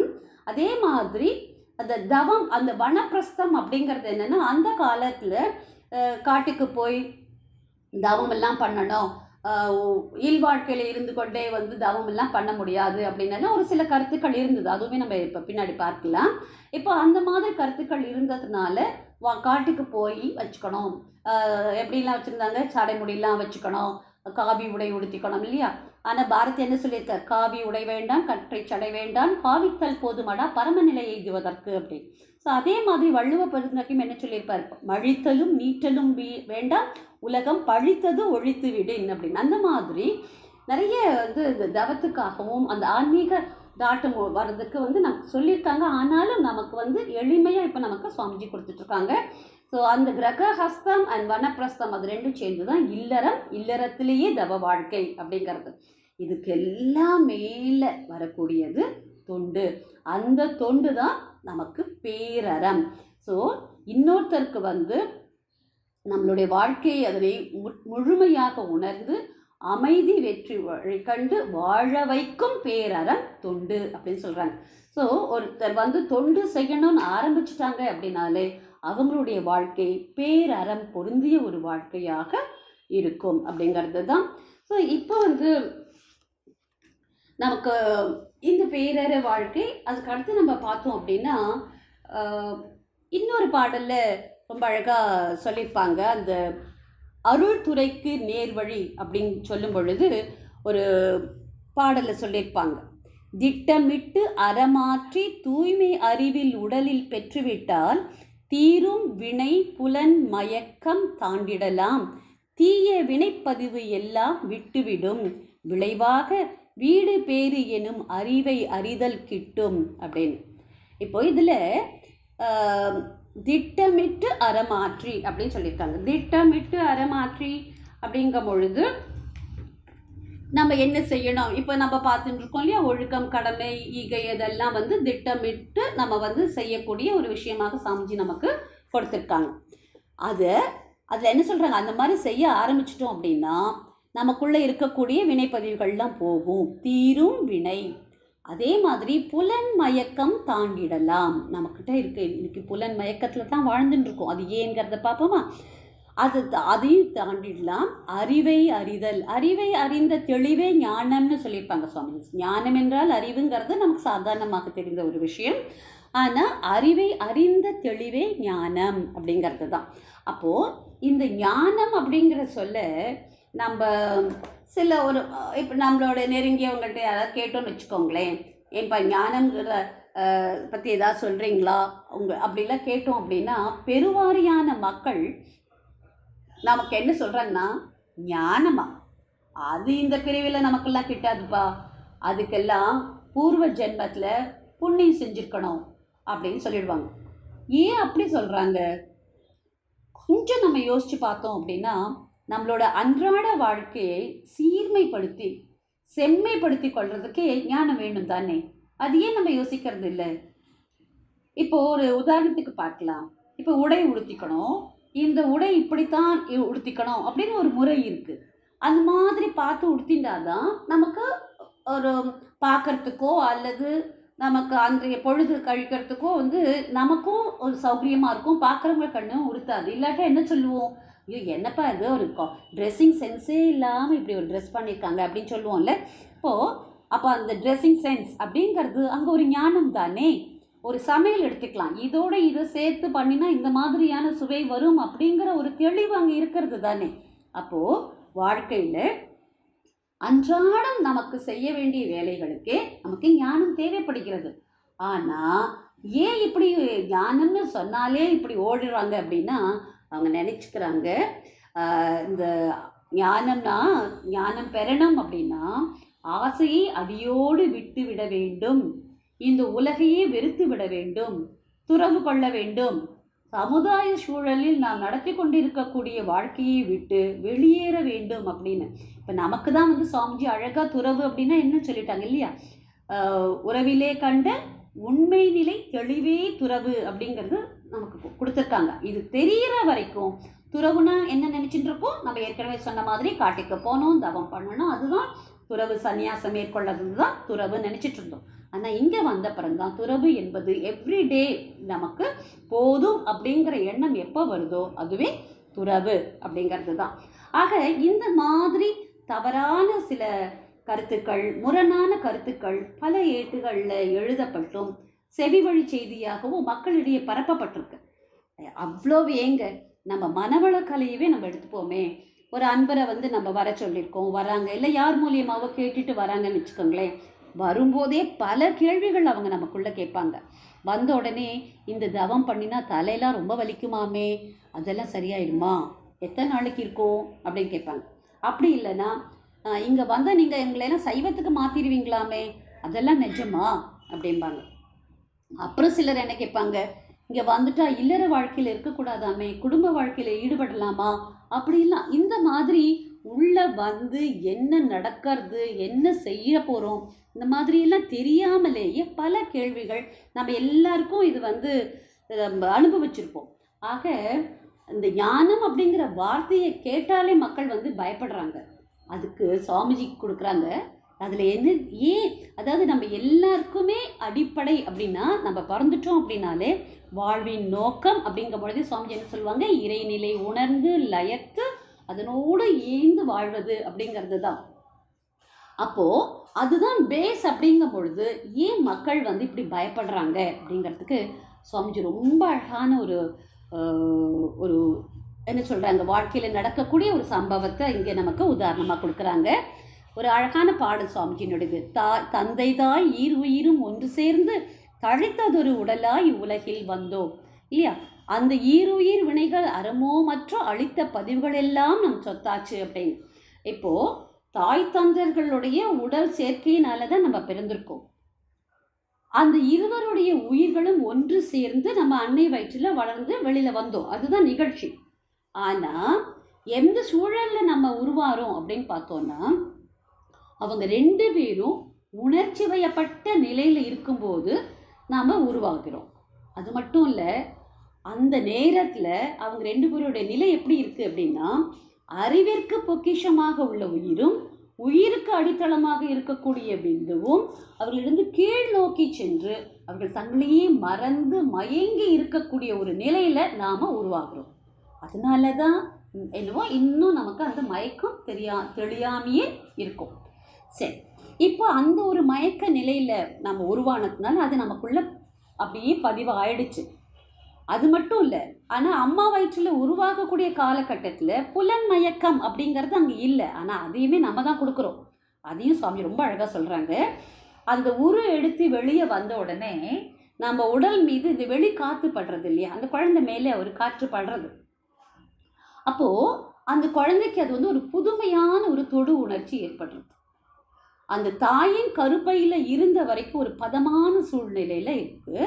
வெளியில் வரும்போது வேற ஒரு வெப்பம், அதாவது உள்ளே இருந்த அன்னை வயிற்றுக்குள்ளே இருக்கும்பொழுது இருந்த ஒரு வெப்பம், வெளியில் வந்ததுக்கு அப்புறம் ஒரு வித்தியாசமான ஒரு வெப்பம். இது அந்த குழந்தைக்கு வந்து ஒரு எரிச்சலாக, ஒரு துன்பமாக அந்த குழந்தை உணருது. ஸோ வரும்போதே துன்ப உணர்வோடு தான் வந்திருக்கோன்னு இப்போ தான் புரியுது. அப்போது இதுக்கு கூட என்ன சொல்கிறாங்க சுவாமிஜின்னா, ஒரு உதாரணம், சருமத்தில் வந்து ஒரு புண்ணு இருக்குதுன்னு வச்சுக்கோங்களேன். அது காய்ஞ்சு, அதாவது ஒரு ஆரியும் ஆறாமையும் இருக்கிற ஒரு சூழலில் காற்று பட்டதுன்னா என்ன ஆகுன்னா ஒரு எரிச்சல் வரும். அந்த மாதிரி ஒரு எரிவு உணர்ச்சி தான் இப்போ இந்த குழந்தைக்கு படுறது. அந்த துன்பத்தை வெளிக்காட்டுறதுக்காக தான் அந்த குழந்தை அழறதுன்னே சொல்கிறாங்க சுவாமிஜி. ஸோ அந்த மாதிரி முதல்ல தொடு உணர்வு ஏற்படுறது. அப்புறம் என்ன பண்ணுறோம், அது முழிச்சு பார்க்குறது, வெளிச்சத்தை பார்க்குறது. அப்புறம் அந்த குழந்தையோட நாக்கில் கொஞ்சம் சக்கரை தண்ணி வைக்கிறோம், அப்போ சுவை வருது. இப்படியாக நாம் தான் அந்த குழந்தைக்கு 5 புலன்களையும் இயக்கத்துக்கு கொண்டு வரும். ஆனால் நம்ம தானே கொண்டு வரோம். கொஞ்சம் யோசிச்சு அப்போவே வளர்க்குற காலத்திலேயே அளவு முறை முரண்படாமல் வாழ்ந்திருந்தோம் அப்படின்னா இந்த புலன் மயக்கமே வந்திருக்காது தானே. ஆனால் என்ன நடக்கிறது, ஒரு இன்ப துன்ப விளைவு வருது, அது பதியறது, அந்த பதிவுக்கேற்ற மாதிரி ஒரு செயல், மறுபடியும் அந்த செயலுக்கேற்ற ஒரு இன்ப துன்ப விளைவு, இதுக்குள்ளேயே நம்மளுடைய வாழ்க்கை அடங்கிடுறது. அதே தான் சுவாமிஜி என்ன சொல்கிறாங்கன்னா, இது ஒரு சூதாட்டம் போல் ஆயிடுறது. இன்ப துன்ப சூதாட்டத்திலேயே நம்மளை வந்து இருக்கிறதுனால நம்மளுடைய வாழ்வின் நோக்கம் நமக்கு மறந்து போகுது. அதனால்தான் உயிரறியா அறிவு நிலை மாயையாகும், ஒப்பற்ற உயிர் அறிய ஞானமாகும் அப்படின்னு சொல்கிறாங்க. அப்போ இந்த ஞானம் நமக்கு வரணும் அப்படின்னா எவ்வளோ சூழல் நம்ம பார்க்குறோம் இல்லையா. இந்த மயக்கத்தில் அதெல்லாம் புரியறதில்ல. ஆனாலும் இப்போ ஒரு மகானை பார்க்குறோம், ஒரு நல்ல அன்பர்களை பார்க்குறோம். அப்போ வந்து இவங்கள மாதிரி நம்ம வரணும், அதாவது இவங்க எப்படி எல்லாம் வந்து இறைவு நிலையை பற்றி பேசுகிறாங்க, நாம் எங்கிருந்து வந்தோம், எதற்காக பிறந்திருக்கிறோம், எங்கே போக வேண்டும், இந்த உண்மையான மெய்ப்பொருள் என்ன, அந்த ஆதி நிலையை வந்து நாம் தெரிஞ்சுக்கணுமே அப்படின்னு ஏதாவது ஒரு சூழ்நிலையில் ஒரு தடவையாவது நாம் நினச்சிருந்தோம் அப்படின்னா நிச்சயமாக நம்மை தேடி குரு தானாக வருவார் அப்படின்னு சொல்கிறார். இந்த நம்ம தந்தை தாய் இருவரும் பாடல் பார்த்தோமே, அதுலேயே தொடர்ந்து என்ன சொல்கிறாங்க, இந்த அரும் பிறவியில் முன்வினை அறுத்து எல்லையில்லா மெய்ப்பொருளை அடைவதற்கு வந்த ஒரு உதவி குரு உயிரின் சேர்க்கை, வணங்கி குரு திருவடியை வாழ்த்தி வாழ்வோம் அப்படின்னு சொல்கிறாங்க. ஸோ அந்த மாதிரி நினச்சிட்டோம் அப்படின்னா குரு நமக்குள்ளே வந்துடுவாங்க. சரி, அப்போ எப்படி வருவாங்க, எதை பொறுத்து வருவாங்க அப்படின்னா, ஒரு மனிதன் அறிவு எவ்வவிதத்து உருவாகி வலுப்பெற்று உள்ளதோ அந்த திருநிலைக்கு ஏற்றபடி சிந்தை செல்லும், செயல்களும் விளைவுகளும் பயனாய் காணும் அப்படின்னு. அதாவது ஒரு மனிதனுடைய கர்மா, செயல், சிந்தனை, தெளிவு, அவனுடைய அறிவு வேகம், இது எல்லாம் சேர்ந்து அவனுக்கு ஒரு உயர்வான ஒரு நாட்டத்தை கொடுக்கறது. அதே நாட்டம்தான் ஒரு குருவையும் கொண்டு வந்து சேர்க்கறது. சரிங்க, இப்போ குரு வந்தாச்சு, உடனே பிரச்சனை தீர்ந்துருச்சா? இப்போ நிறைய பேர் சொல்கிறோம்ல, உள்ள நுழைஞ்ச உடனே பிரச்சனையெல்லாம் தீரணும், தீரவே இல்லையே அப்படின்லாம் சொல்கிறோமே, அதுக்கு கூட ஒரு காரணங்கள் இருக்குது. இப்போ எல்லாருமே நமக்குள்ளே அப்படியே ஒவ்வொருத்தரும் யோசிச்சு பார்த்தோம் அப்படின்னா, ஒரே தடவை மனவளக்கலை அப்படியே கண்டினியூ பண்ணியிருக்கோமா, தொடர்ந்து இருந்திருக்கோமா அப்படின்னா இருக்காது. வந்திருப்போம், கேட்டுட்டு அப்புறம் வரேன்னு போயிருப்போம், அப்புறம் 1 வருஷம் 2 வருஷமாக ஆயிருக்கும், மறுபடியும் ஒரு ஞானோதயம் வரும், மறுபடியும் உள்ளே வருவோம். ஸோ இந்த மாதிரி நிகழ்வுகள் எல்லாருக்கிட்டையும் இருந்திருக்கும். அதுக்கு என்ன காரணம் அப்படின்னா, உள்ளே வரும்போது பல நியாயங்களை குரு மூலமாக நாம் தெரிஞ்சுக்கிறோம் இல்லையா, அதை நம்ம மனசில் வாங்கி நிறுத்திக்க முடியறதில்ல. அதெல்லாம் நம்ம நினைவில் நிறுத்திக்க முடியாததுனால நாம் முன்னாடி என்ன செஞ்சோமோ அதுவே நமக்கு மீண்டும் மீண்டும் செய்ய தூண்டுறது. இப்போது அதுதான் பெருசு, இதெல்லாம் என்ன பார்த்துக்கலாம் அப்படிங்கிற மாதிரி இதுக்கு நம்ம முக்கியத்துவம் கொடுக்காதது ஒரு காரணம். அதே மாதிரி வாழ்ந்துட்டு இருக்கும்போது மறுபடியும் ஏதோ ஒரு சூழலில், இல்லைப்பா நான் இப்படி போய் மறுபடியும் இதில் போய் தேர்ந்து அதில் என்ன இருக்குங்கிறத நான் தெரிஞ்சுக்கிறேன் அப்படின்னு மறுபடியும் ஒரு உந்து வேகம் நமக்குள்ளே வரும். அந்த உந்து வேகம் வரும் பொழுது தான் எப்போ நமக்கு இன்னும் கொஞ்சம் அழுத்தம் கொடுத்து வருவோம், அந்த ஒரு சூழ்நிலையில தான் நமக்கு குருவினது உயிர் சக்தி நமக்கு பாய்ச்சப்படுகிறது. அதை தான் நம்ம என்ன சொல்கிறோம், தீட்சை அப்படின்னு சொல்கிறோம். அந்த தீட்சை வாங்குற வரைக்கும் நமக்கு மயக்க நிலை தான், ஒரே உணர்ச்சி வயப்பட்ட நிலையில தான் இருக்கும். எப்போ நம்ம தீட்சை வாங்குகிறோமோ அப்போ நமக்குள்ள ஒரு மாற்றம் ஏற்படுறது, நம்மளுடைய எண்ணம் ஒரு ஆராய்ச்சி பக்கமாக திரும்புறது. ஏன் அப்படி மாறுறதுன்னா, நமக்கு தீட்சை கொடுக்கும்போது என்னன்னு சொல்லி கொடுக்குறாங்க, குருவருளால் இந்த ஜீவன் உய்ய வேண்டும் அப்படின்னு அந்த கருணையின் வடிவமாக நமக்கு அந்த தீட்சை கொடுக்கப்படுறது. அப்போ இந்த ஜீவன் உய்யணும் அப்படின்னா மயக்க நிலையிலிருந்து மாறணும். அப்போ அந்த மாறணும் அப்படிங்கும் பொழுது நமக்கு ஒரு நிவர்த்தி மார்க்கம் அப்படிங்கிறது உடனே கிடைக்குமா அப்படின்னா, அங்கேயும் சுவாமிஜி என்ன சொல்கிறாங்க அப்படின்னா, குருவினுடைய உயிர் சக்தி ஒரு விதை போன்றது. அது எப்படி கொஞ்சம் கொஞ்சமாக ஊறி ஒரு அப்புறம் மூளை விட்டு அப்படி கொஞ்சம் கொஞ்சமாக தானே நமக்கு முழுமையான ஒரு பலன் கிடைக்கிறது அந்த விதையிலிருந்து. அது மாதிரி அந்த உயிர் சக்தி நம்மளுடைய சிந்தனையோடு செயல் புரிய கொஞ்சம் கொஞ்சமாக அது எக்ஸ்டெண்ட் ஆகிட்டே ஒரு முழுமைக்கு நமக்கு கொண்டு வரும். அதாவது எப்போ நம்ம நிவர்த்தி மார்க்கத்தை பற்றி பேசணுமோ அப்போ பிரவிருத்தி மார்க்கம்னு ஒன்று இருக்கணும் இல்லையா, அது நம்ம குருவோடு சேரும்பொழுது இந்த பிரவிருத்தி மார்க்கத்தில் இருக்கக்கூடிய ஆணவம், கண்மம், மாயை இது அதிகரிச்சுட்டே தான் போகும். அதனால நமக்கு என்ன ஆகுது, தான் தனது அப்படிங்கிற எண்ணம், அப்புறம் அதுலேருந்து வரக்கூடிய பேராசை, சினம், கடும்பற்று, முறையற்ற பால் கவர்ச்சி, உயர்வு தாழ்வு மனப்பான்மை, வஞ்சம், இதெல்லாம் நமக்குள்ள பிரவிருத்தி மார்க்கமாக இருக்குது. அப்போ குரு நமக்குள்ள நிவர்த்தி மார்க்கம் வருது அப்படின்னா இதெல்லாம் எப்படி மாறும், நிறை மனம், பொறுமை, ஈகை, கற்பு, சமநோக்கு, மன்னிப்பு என்ற ஒரு தன்மையில் கொஞ்சம் கொஞ்சமாக மாறிடும். அதெல்லாம் சரிங்க, கேட்குறதுக்கு நல்லா தான் இருக்குது, மாறிடும், நான் தவம் தான் பண்ணுறேன், அகத்தாவி பண்ணுறேன், ஆனாலும் அதில் என்னால் நிலைச்சி இருக்க முடியலையே அப்படிங்கிற ஒரு கேட்குது. அதுக்கு சுவாமிஜி என்ன சொல்கிறாங்க அப்படின்னா, நம்ம நிறைய விஷயங்களை போட்டு போட்டு போட்டு வச்சுருக்கோம் இல்லையா, எல்லாம் நமக்குள்ள அதாவது அலை வடிவத்தில் எல்லாம் நமக்குள்ள சுருங்கி கருமையத்தில் வச்சுட்டுருக்கு. அது மீண்டும் மீண்டும் நாம் சும்மா இருக்கிற போதெல்லாம் இறைவன் நமக்குள்ளேருந்து எடுத்து காட்டிக்கொண்டே இருக்கிறான். அதாவது இவ்வளவு நீ உள்ளே வச்சுருக்க, இன்னதை வச்சுட்டு இருக்க, இதெல்லாம் நீ செஞ்சுட்டு இருக்க அப்படின்னு எடுத்து காமிச்சுட்டே இருக்கு. அது எப்படி சொல்லலாம், பதிவாக்கி கொண்டிருப்பதும் பதிவுகளை பதிந்தவைகளை விளைவாக எடுத்துக்காட்டி கொண்டிருப்பதும் இறைநிலை தான் அப்படிங்கிறத நம்ம உணர்ந்து கொள்ள வேண்டும்.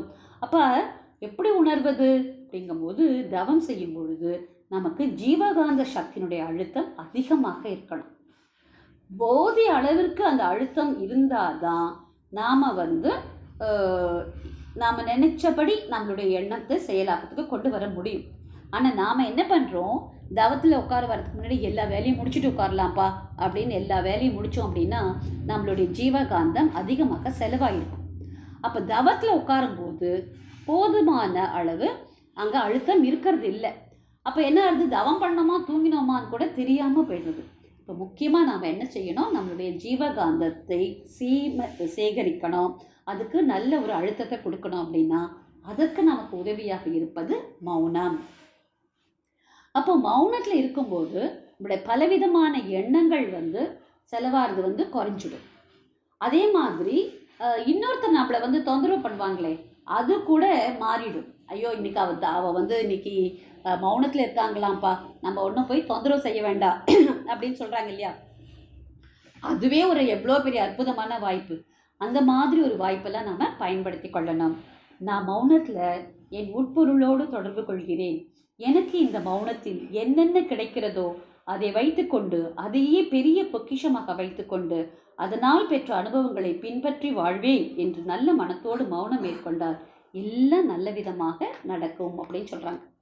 இன்னொரு முக்கியமான விஷயம் என்னென்னா, நாம் சக்தி களம் சிவகளம் எல்லாம் போகிறோமே, பேரியக்க மண்டலம் இயங்கா களமாகிய சுத்தவெளி, அங்கே போகும்போது நம்மளுடைய தவ நேரம் ஜாஸ்தி ஆகுது இல்லையா.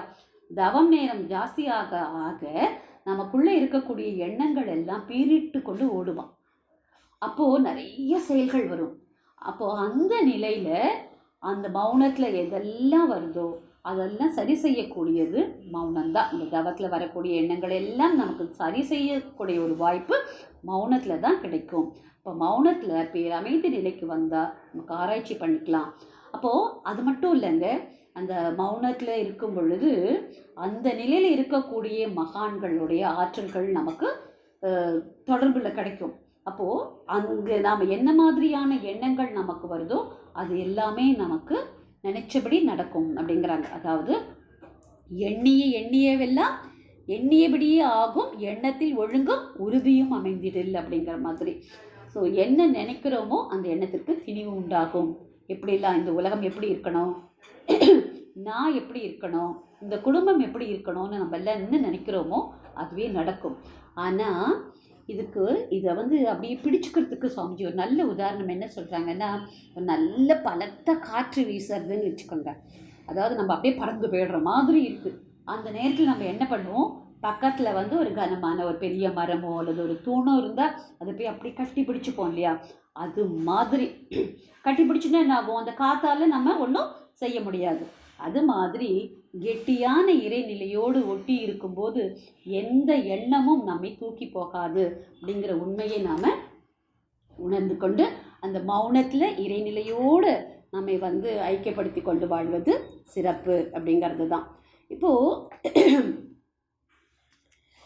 இன்னொரு பாடலில் சுவாமிஜி ரொம்ப அழகாக ஒரு பாட்டில் சொல்லியிருப்பாங்க. பேரறம் என்றால் இயற்கை என்று கூறும் பெரும் பொருளின் ஆதி நிலை, அதன் நிகழ்ச்சி, ஓர் அறிவு முதல் 6 அறிவாய் உள்ள உடல் உள்ள இயக்க விளைவு இவை உணர்ந்த பேரறிவில் பிரம்மமே தானாய் உள்ள பேர் உண்மையாக துணர்ந்து இன்பத் துன்ப சீர் அளந்து செயல் எண்ணம் சொல்களாலே சீவன் நலன் செயலாற்றும் சிறப்பு ஆகும் அப்படின்னு. பேரறம்னா என்னங்கிறத இந்த பாட்டில் ஃபுல்லாக சொல்லிட்டாங்க. என்ன இயற்கைன்னு நம்ம சொல்கிறோமே அதனுடைய ஆதி நிலையை நாம் உணர்ந்து கொள்ள வேண்டும். எது ஆதி நிலை? சுத்தவெளி.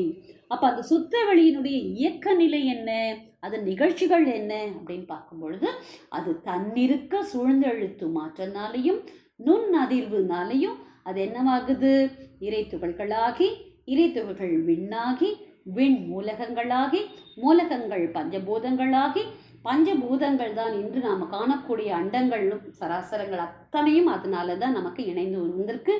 இந்த அண்டங்களில் கோடான கோடி சூரிய குடும்பங்கள் இருக்குது. அந்த சூரிய குடும்பத்தில் ஒன்று தான் நாம் வாழ்ந்து கொண்டிருக்கக்கூடிய சூரிய குடும்பம். அதனுடைய கோள்களில் பூமி, அந்த பூமி உயிரினங்கள் தோன்றுவதற்கு ஏற்றதாக அமைய ஓர் அறிவு முதல் 6 அறிவு நம்ம மனிதன் வரைக்கும் வந்திருக்கு.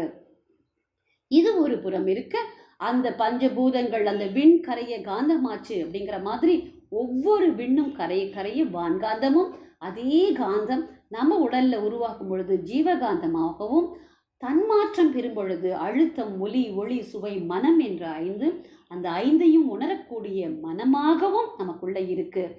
மேலும் நம்ம அகத்தாய்வு செய்ய செய்ய நமக்கு கிடைக்கக்கூடிய ஒரு விஷயம், மனதின் மறுமுனை தெய்வம் என்று உணர அதுவே பேரறிவாக. இங்க என்ன சொல்றாங்க? பேரறிவில் பிரம்மமே தானாய் உள்ள. ஸோ அந்த பிரம்மமே நானாகவும் தானாகவும் உள்ளது அப்படிங்கிற உண்மையை நமக்கு அகத்து உணரணும் அப்படின்னா அப்போ நமக்கு என்னெல்லாம் வரும்? இன்ப துன்ப சீரளந்து. எதில் இன்பம் துன்பம் அப்படிங்கிறது அளவு முறை தானே இது எல்லாத்துக்குமே காரணமாக இருக்கிறது. அது நம்ம தெரிந்து கொண்டு செயல் எண்ணம் சொல் எப்படி இருக்கணும்னா, ஜீவன்களுக்கு நல்லது செய்யணும் அப்படிங்கிற ஒரு செயலுக்கு வரணும். அதாவது வள்ளல் பெருந்தகை சொன்ன மாதிரி, வாடிய பயிரை கண்ட போதெல்லாம் வாடினேன் அப்படின்னு சொல்லுவார். அந்த மாதிரி இந்த பூமியில், இந்த லோகத்தில் இருக்கக்கூடிய ஒவ்வொரு ஜீவராசிகளுடைய நலனை கருதி நம்மளுடைய செயல்கள் எல்லாம் இருக்கணும். அந்த மாதிரி இருந்தால் அதுவே பேரறம் அப்படின்னு சொல்கிறாங்க. அதே தான் நமக்கு சுவாமிஜி வந்து இரண்டொழுக்க பண்பாட்டிலையும் கொடுத்துருக்காங்க இல்லையா? நான் எனது வாழ்நாளில் யாருடைய உடலுக்கும் மனதிற்கும் துன்பம் தர மாட்டேன், துன்பப்படும் உயிர்களுக்கு என்னால் முடிந்த உதவிகளை செய்வேன் அப்படின்னு.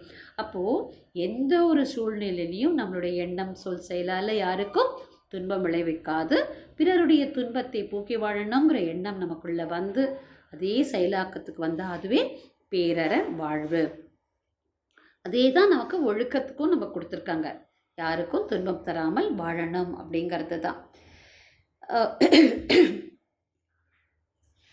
இப்போது இதில் சுவாமிஜி வந்து என்ன சொல்லியிருக்காங்க? பேரறம் என்றால் இயற்கை என்ற கூறு மெய்ப்பொருளின் அந்த ஆதி நிலையை உணர்ந்து கொள்ளணும்னு. இப்போ நம்ம அதை பார்த்தோம், அந்த ஆதி நிலை அப்படிங்கிற சுத்தவெளி. அதுதான் இன்னைக்கு நம்ம வரைக்கும் வந்திருக்கு. எனக்குள்ள மனமாக அறிவாக அந்த தெய்வமே இருக்குது அப்படிங்கிறத நம்ம புரிந்து கொள்ளணும். அப்போ தான் நமக்கு வந்து யாரை பார்த்தாலும் எதை பார்த்தாலும் பிரம்மமாக பார்க்கக்கூடிய ஒரு தன்மை நமக்கு வரும். எனக்குள்ள எது அறிவாக இருக்கிறதோ அதே தான் என்னை சுற்றி இருக்கக்கூடிய எல்லாவற்றிலும் அறிவாக இருக்கிறது அப்படிங்கிறது நம்மளால் உணர்ந்து செயல்பட முடியும். அந்த உணர்வுக்கு நாம் வரணும் அப்படிங்கிறது. இப்போ நமக்குள்ள ஒரு கேள்வி வரும். இப்போது அதே சுத்த வெளி தான் வந்து இன்றைக்கி நம்ம வரைக்கும் வந்திருக்கு, நமக்குள்ள அது அறிவாக விளங்கி கொண்டிருக்கிறது, எல்லாருக்குள்ளேயும் அதுதான் இருக்குது. ஓகே, சொல்கிறதெல்லாம் சரி. ஆனால் ஒவ்வொரு பெயரால் ஒவ்வொரு இடத்துக்கும் போனால் ஒவ்வொரு விதமாக அந்த இறை ஆற்றலுக்கு ஒரு பெயர் வச்சுருக்காங்களே, ஏன் அப்படிங்கிற ஒரு கேள்வி நமக்குள்ளே வரும் இல்லையா? நமக்கு ஒரு சாதாரண ஒரு மனிதனுக்கே ஒவ்வொரு இடத்துக்கு போனால் ஒவ்வொரு இது இருக்கும். இப்போ என்னோட பேரையே எடுத்துக்கலாமே. இப்போ பாக்யலக்ஷ்மி அப்படின்னா எத்தனை பேர் பாக்யலக்ஷ்மின்னு முழுமையாக கூப்பிடுறாங்க? பாக்யா, பாக்யம், லக்ஷ்மி, பாக்யம்மா அப்படி இப்படி எல்லாம். அதே மாதிரி இப்போ வந்து வேலை பணி நிமித்தமாக போகும்போது அங்கே ஒவ்வொருத்தரும் ஒவ்வொரு விதமாக கூப்பிடுவாங்க இல்லையா? அங்கே போனால் மேக்ஸ் டீச்சர் அப்படிம்பாங்க, இந்த பக்கம் போனால் வேல்யூ எஜுகேஷன் டீச்சர்ம்பாங்க, இந்த கிளாஸ் டீச்சர்ம்பாங்க. அப்போது ஒவ்வொரு இடத்துலையும் ஒவ்வொரு விதமாக கூப்பிடுறாங்க. இப்போ தோன்றி மறையக்கூடிய நமக்கே அப்படி இருக்குது. இன்னொரு எளிமையான ஒரு உதாரணம் பார்க்கலாம். ஒரு நெருப்பை எடுத்துக்கலாம். அது வந்து நெருப்புங்கிறது எப்படி பார்த்தாலும் நெருப்பு தான். ஆனால் அது எரியக்கூடிய இடத்திற்கு தக்கவாறு அதுக்கு ஒவ்வொரு நாமம் கிடைக்கிறது. அடுப்பில் எரியும் போது அடுப்பு தீன்னு சொல்கிறோம். உலையில் வந்து இப்போ வந்து கொல்லர் பற்ற எல்லாம் போனோம் அப்படின்னா அங்கே உலை அப்படின்னு சொல்லுவோம், உலை நெருப்பு. ஹோமம் வளர்கிற இடத்துல அதுக்கு ஹோமாகினி, ஜடராகினி. அதேமாதிரி தீபம் ஏற்றி வச்சோம் அப்படின்னா விளக்கு, தீபச்சுடர். அதுவே ஒரு பெரிய ஒரு இடத்துல ஒரு பந்து மாதிரி ஒரு கொம்பில் சுற்றி ஒரு துணியில் சுற்றி அங்கே நெருப்பு எடுத்தினோம் அப்படின்னா அதுக்கு பேர் தீவெட்டி. அப்புறம் காட்டில் பிடிச்சி எரியக்கூடிய ஒரு சூழல் இருந்தால் அதுக்கு பேர் காட்டுத்தீ. இது மாதிரி ஒரு நெருப்பே எந்தெந்த இடத்துல எப்படி இருக்கோ அதுக்கு தகுந்த மாதிரி அதுக்கு பல பெயர்கள். அது மாதிரி தான் இறையாற்றலும் வந்து ஒவ்வொருத்தரும் எப்படி உணர்ந்தாங்களோ உணர்ந்ததுக்கு தக்கவாறு அவங்க வந்து வெவ்வேறு பேர் வச்சுட்டாங்க. ஆனால் மூலம் என்பது ஆதி என்பது ஒன்று தான். அதே மாதிரி தான் நிறைய விஷயங்கள் நம்ம பார்க்கலாம். இப்போ வந்து ஒரு உயர்ந்த மலையில் வந்து மழை பெய்யறதுன்னு வச்சுக்கலாம். இப்போ அது என்ன ஆகுது? மழைங்கிறது ஒன்று தான். ஆனால் அது அப்படியே பல பிரிவுகளாக பிரிந்து ஓடும் பொழுது ஒரு பக்கம் அதுக்கு கங்கைன்னு பேர், இன்னொரு பக்கம் யமுனை, சரஸ்வதி, பிரம்மபுத்திரா, காவேரின்னு அந்த மழை நீருக்கு அது அது எங்கெங்கே ஓடுறதோ அவங்கவுங்க எப்படி ஃபீல் பண்ணாங்களோ அதுக்கு தகுந்த மாதிரி பேர் வச்சுட்டாங்க. ஸோ இறைநிலையே பல ஜீவ வடிவங்களாக தன்மாற்றம் அடைந்துள்ளது அப்படிங்கிறது நாம் புரிஞ்சுக்கணும். ஆனால் அதை விட்டுட்டு நாம் இன்றைக்கி நாம ரூபத்தில் மாட்டின்ட்டுருக்கோம் அப்படிங்கிறது தான் ஒரு உண்மை. இந்த உண்மையை நாம் புரிஞ்சுக்கிட்டோம் அப்படின்னா எல்லாவற்றிலையும் இறைநிலையை பார்க்கக்கூடிய ஒரு தன்மை நமக்கு கிடைக்கணும். அது நமக்கு பாரதி சொன்ன மாதிரி காக்கை சிறகினிலே நந்தலாலா உந்தன் கரிய நிறம் தோன்றுதடா நந்தலாலா இல்லையா, பார்க்கும் மரங்களெல்லாம் நந்தலாலா உந்தன் பச்சை நிறம் தோன்றுதடா நந்தலாலாங்கிற மாதிரி தீக்கூர், அதாவது நாம் அனுபவிக்கக்கூடிய இன்ப துன்பம் கூட அந்த இறையாற்றலுடையது அப்படிங்கிறதுக்காகத்தான் அங்க சொல்லியிருப்பார், தீக்குள் விரலை வைத்தால் நந்தலாலா உன்னை தீண்டும் இன்பம் தோன்றுதடா நந்தலாலான்னு. எந்த ஒரு செயலும் எந்த ஒரு அந்த இறையாற்றலுடைய கருணை இல்லாமல் இல்லை அப்படிங்கிறத நாம் முழுமையாக புரிஞ்சுக்கணும் அப்படிங்கிறது தான். அதில் அந்த உணர்வு வந்துடுச்சு அப்படிங்கிற, அதாவது அவனன்றி ஒரு அணுவும் அசையாது அப்படிங்கிற அந்த உணர்வு நமக்கு வந்தால் போதும். எல்லாத்தையும் அப்படியே ஏற்றுக்கொள்ளக்கூடிய அந்த மனோபக்குவம், அடாப்டபிலிட்டி அப்படின்னு சொல்லுவோமே, தகாமைதல், அது மாதிரி அது நமக்கு வந்துருச்சு அப்படின்னா பெருந்தகைமை என்று சொல்லக்கூடிய அந்த மேக்னானிமிட்டியே நமக்கு கிடைக்கும். அந்த நிலை வந்தாச்சு அப்படின்னா இந்த பேரறம் பொருந்திய வாழ்க்கை வாழ்வது ரொம்ப சுலபம். சரி, இப்போ நாம் முடிவுக்கு ஒரு சின்னதாக ஒரு நிகழ்வு சொல்லி நம்ம நிறைவுக்கு வந்துடலாம். ஒரு அம்மாவும் பையனும் ஒரு கடத்தெரு வழியாக போயிட்டுருக்காங்க. அப்போ போகும்போது அங்கே ஒரு பாப்கார்ன் மெஷின் பார்க்குறாங்க. இப்போ நம்ம எல்லாருக்குமே தெரியுமே, இப்போ சிஸ்டம்லாம் எப்படி இருக்குன்னா, ஒரு பாக்ஸ்க்குள்ளே என்ன பொருள் இருக்குமோ அதை வச்சுருவாங்க. நம்ம காசு போட்டோம் அப்படின்னா அந்த பொருள் வெளியில் வரும் இல்லையா, அந்த மாதிரி நம்ம பார்த்துருப்போம். அந்த மாதிரி அங்கே அந்த பாப்கார்னோட அந்த பெட்டி மெஷினை பார்த்தோன்னே இந்த பையன் ஓடி போய் காசு போட்டுட்டு, அம்மா நான் பாப்கார்ன் வாங்கிக்கிறேன் அப்படின்னு ஓடுறான். அதுக்குள்ளே அந்த அம்மா ஐயோ ஓடதே போடாத, காசை போட்டுறாதே, நீ காசை போட்டியானா மக்காச்சோள பொரியும் கிடைக்காது, போட்ட காசும் திரும்ப வராது அப்படின்னு சொல்கிறாங்க. ஆனால் இந்த பையனுக்கு ஒரே ஆச்சரியமாக இருக்குது. இயந்திரம் முழுவதும் பாப்கார்ன் அடுக்கி வச்சுருக்காங்க, காசு போடுற இடமும் இருக்குது, கையில் காசும் இருக்குது. ஆனால் ஏன் அம்மா போடக்கூடாதுன்னு சொல்கிறாங்க அப்படின்னு அம்மாவை அப்படியே ஒரு மாதிரி பார்க்குறா. அப்படி பார்த்த உடனே அம்மா சொல்கிறாங்க, இங்கே பாரு மேலே என்ன எழுதி போட்டிருக்காங்க அப்படின்னு பார்த்தா அங்கே அவுட் ஆஃப் ஆர்டர் அப்படின்னு போட்டிருக்கு. அப்போது இந்த அவுட் ஆஃப் ஆர்டர்னு என்ன அர்த்தம்? ஏதோ ஒரு பழுது அங்கே பார்க்க வேண்டியிருக்கு, ரிப்பேரிங் ஸ்டேஜில் அது இருக்குது, பழுது பார்க்க வேண்டிய ஒரு விஷயம். எல்லாம் இருந்தும் ஆனால் பிரயோஜனம் இல்லை பாருங்களேன். அந்த மாதிரி தான் நம்மளுக்குள்ளேயும் எல்லா பொக்கிஷங்களும் உள்ளே இருக்குது. இது ஒரு குட்டி பிரபஞ்சம் அப்படின்னு சொல்ல மாதிரி இந்த பிரபஞ்சத்தில் இருக்கக்கூடிய அத்தனை நமக்குள்ளே இருக்குது. இறையாற்றலே நாமாவும் இருக்கிறதுனால அந்த அன்பும் கருணையும் உள்ள ஊற்றெடுத்து இருக்குது. ஆனால் ஏதோ ஒரு அவுட் ஆஃப் ஆர்டர் அப்படின்னு சொல்கிற மாதிரி சில விஷயம் உள்ள சரி செய்ய வேண்டியதாக இருக்குது. அதை நாம் சரி செய்யணும். அப்படி செய்யணும் அப்படின்னா இந்த மனுஷனோட இயந்திரம் எதனாலெல்லாம் கெட்டு போயிருக்கு அப்படின்னு பார்த்தோன்னா, எதை செஞ்சாலும் ஒரு அவசரம், ஏதாவது செய்யணும்னா அதுக்குள்ளே ஒரு நயவஞ்சகமான ஒரு எண்ணத்தோடு செய்யறது, இன்னொருத்த பார்த்து பொறாமை, அப்புறம் பொறுமையே இல்லாமல் நடந்துக்கிறது, ஒரு ஆத்திரம், எந்த ஒரு செயல்லையும் ஒரு சுயநலத்தோடு செய்யறது, இது செஞ்சால் இப்படி தான் நடக்குங்கிற விளைவு தெரியாமல் அறியாமையினால் செய்யறது, அப்புறம் மோசம் பண்ணுறது, ஏமாற்றுறது, நம்பிக்கை துரோகம் செய்கிறது, இது எல்லாமே ஒரு மனிதனுடைய இயந்திரம் கெட்டு போகக்கூடிய ஒரு செயல்கள். இப்படி தனித்து பார்த்தோம் அப்படின்னா அவருக்குள்ளே இருக்கக்கூடிய ஒரு பயம், கோபம், தாழ்வு மனப்பான்மை, எதுக்கெடுத்தாலும் ஒரு பொய் சொல்கிறது, களவு, இது எல்லாமே பாப செயல்கள். இந்த ஐம்பெரும் பழி செயல்கள்னே சொல்லுவாங்க சுவாமிஜி.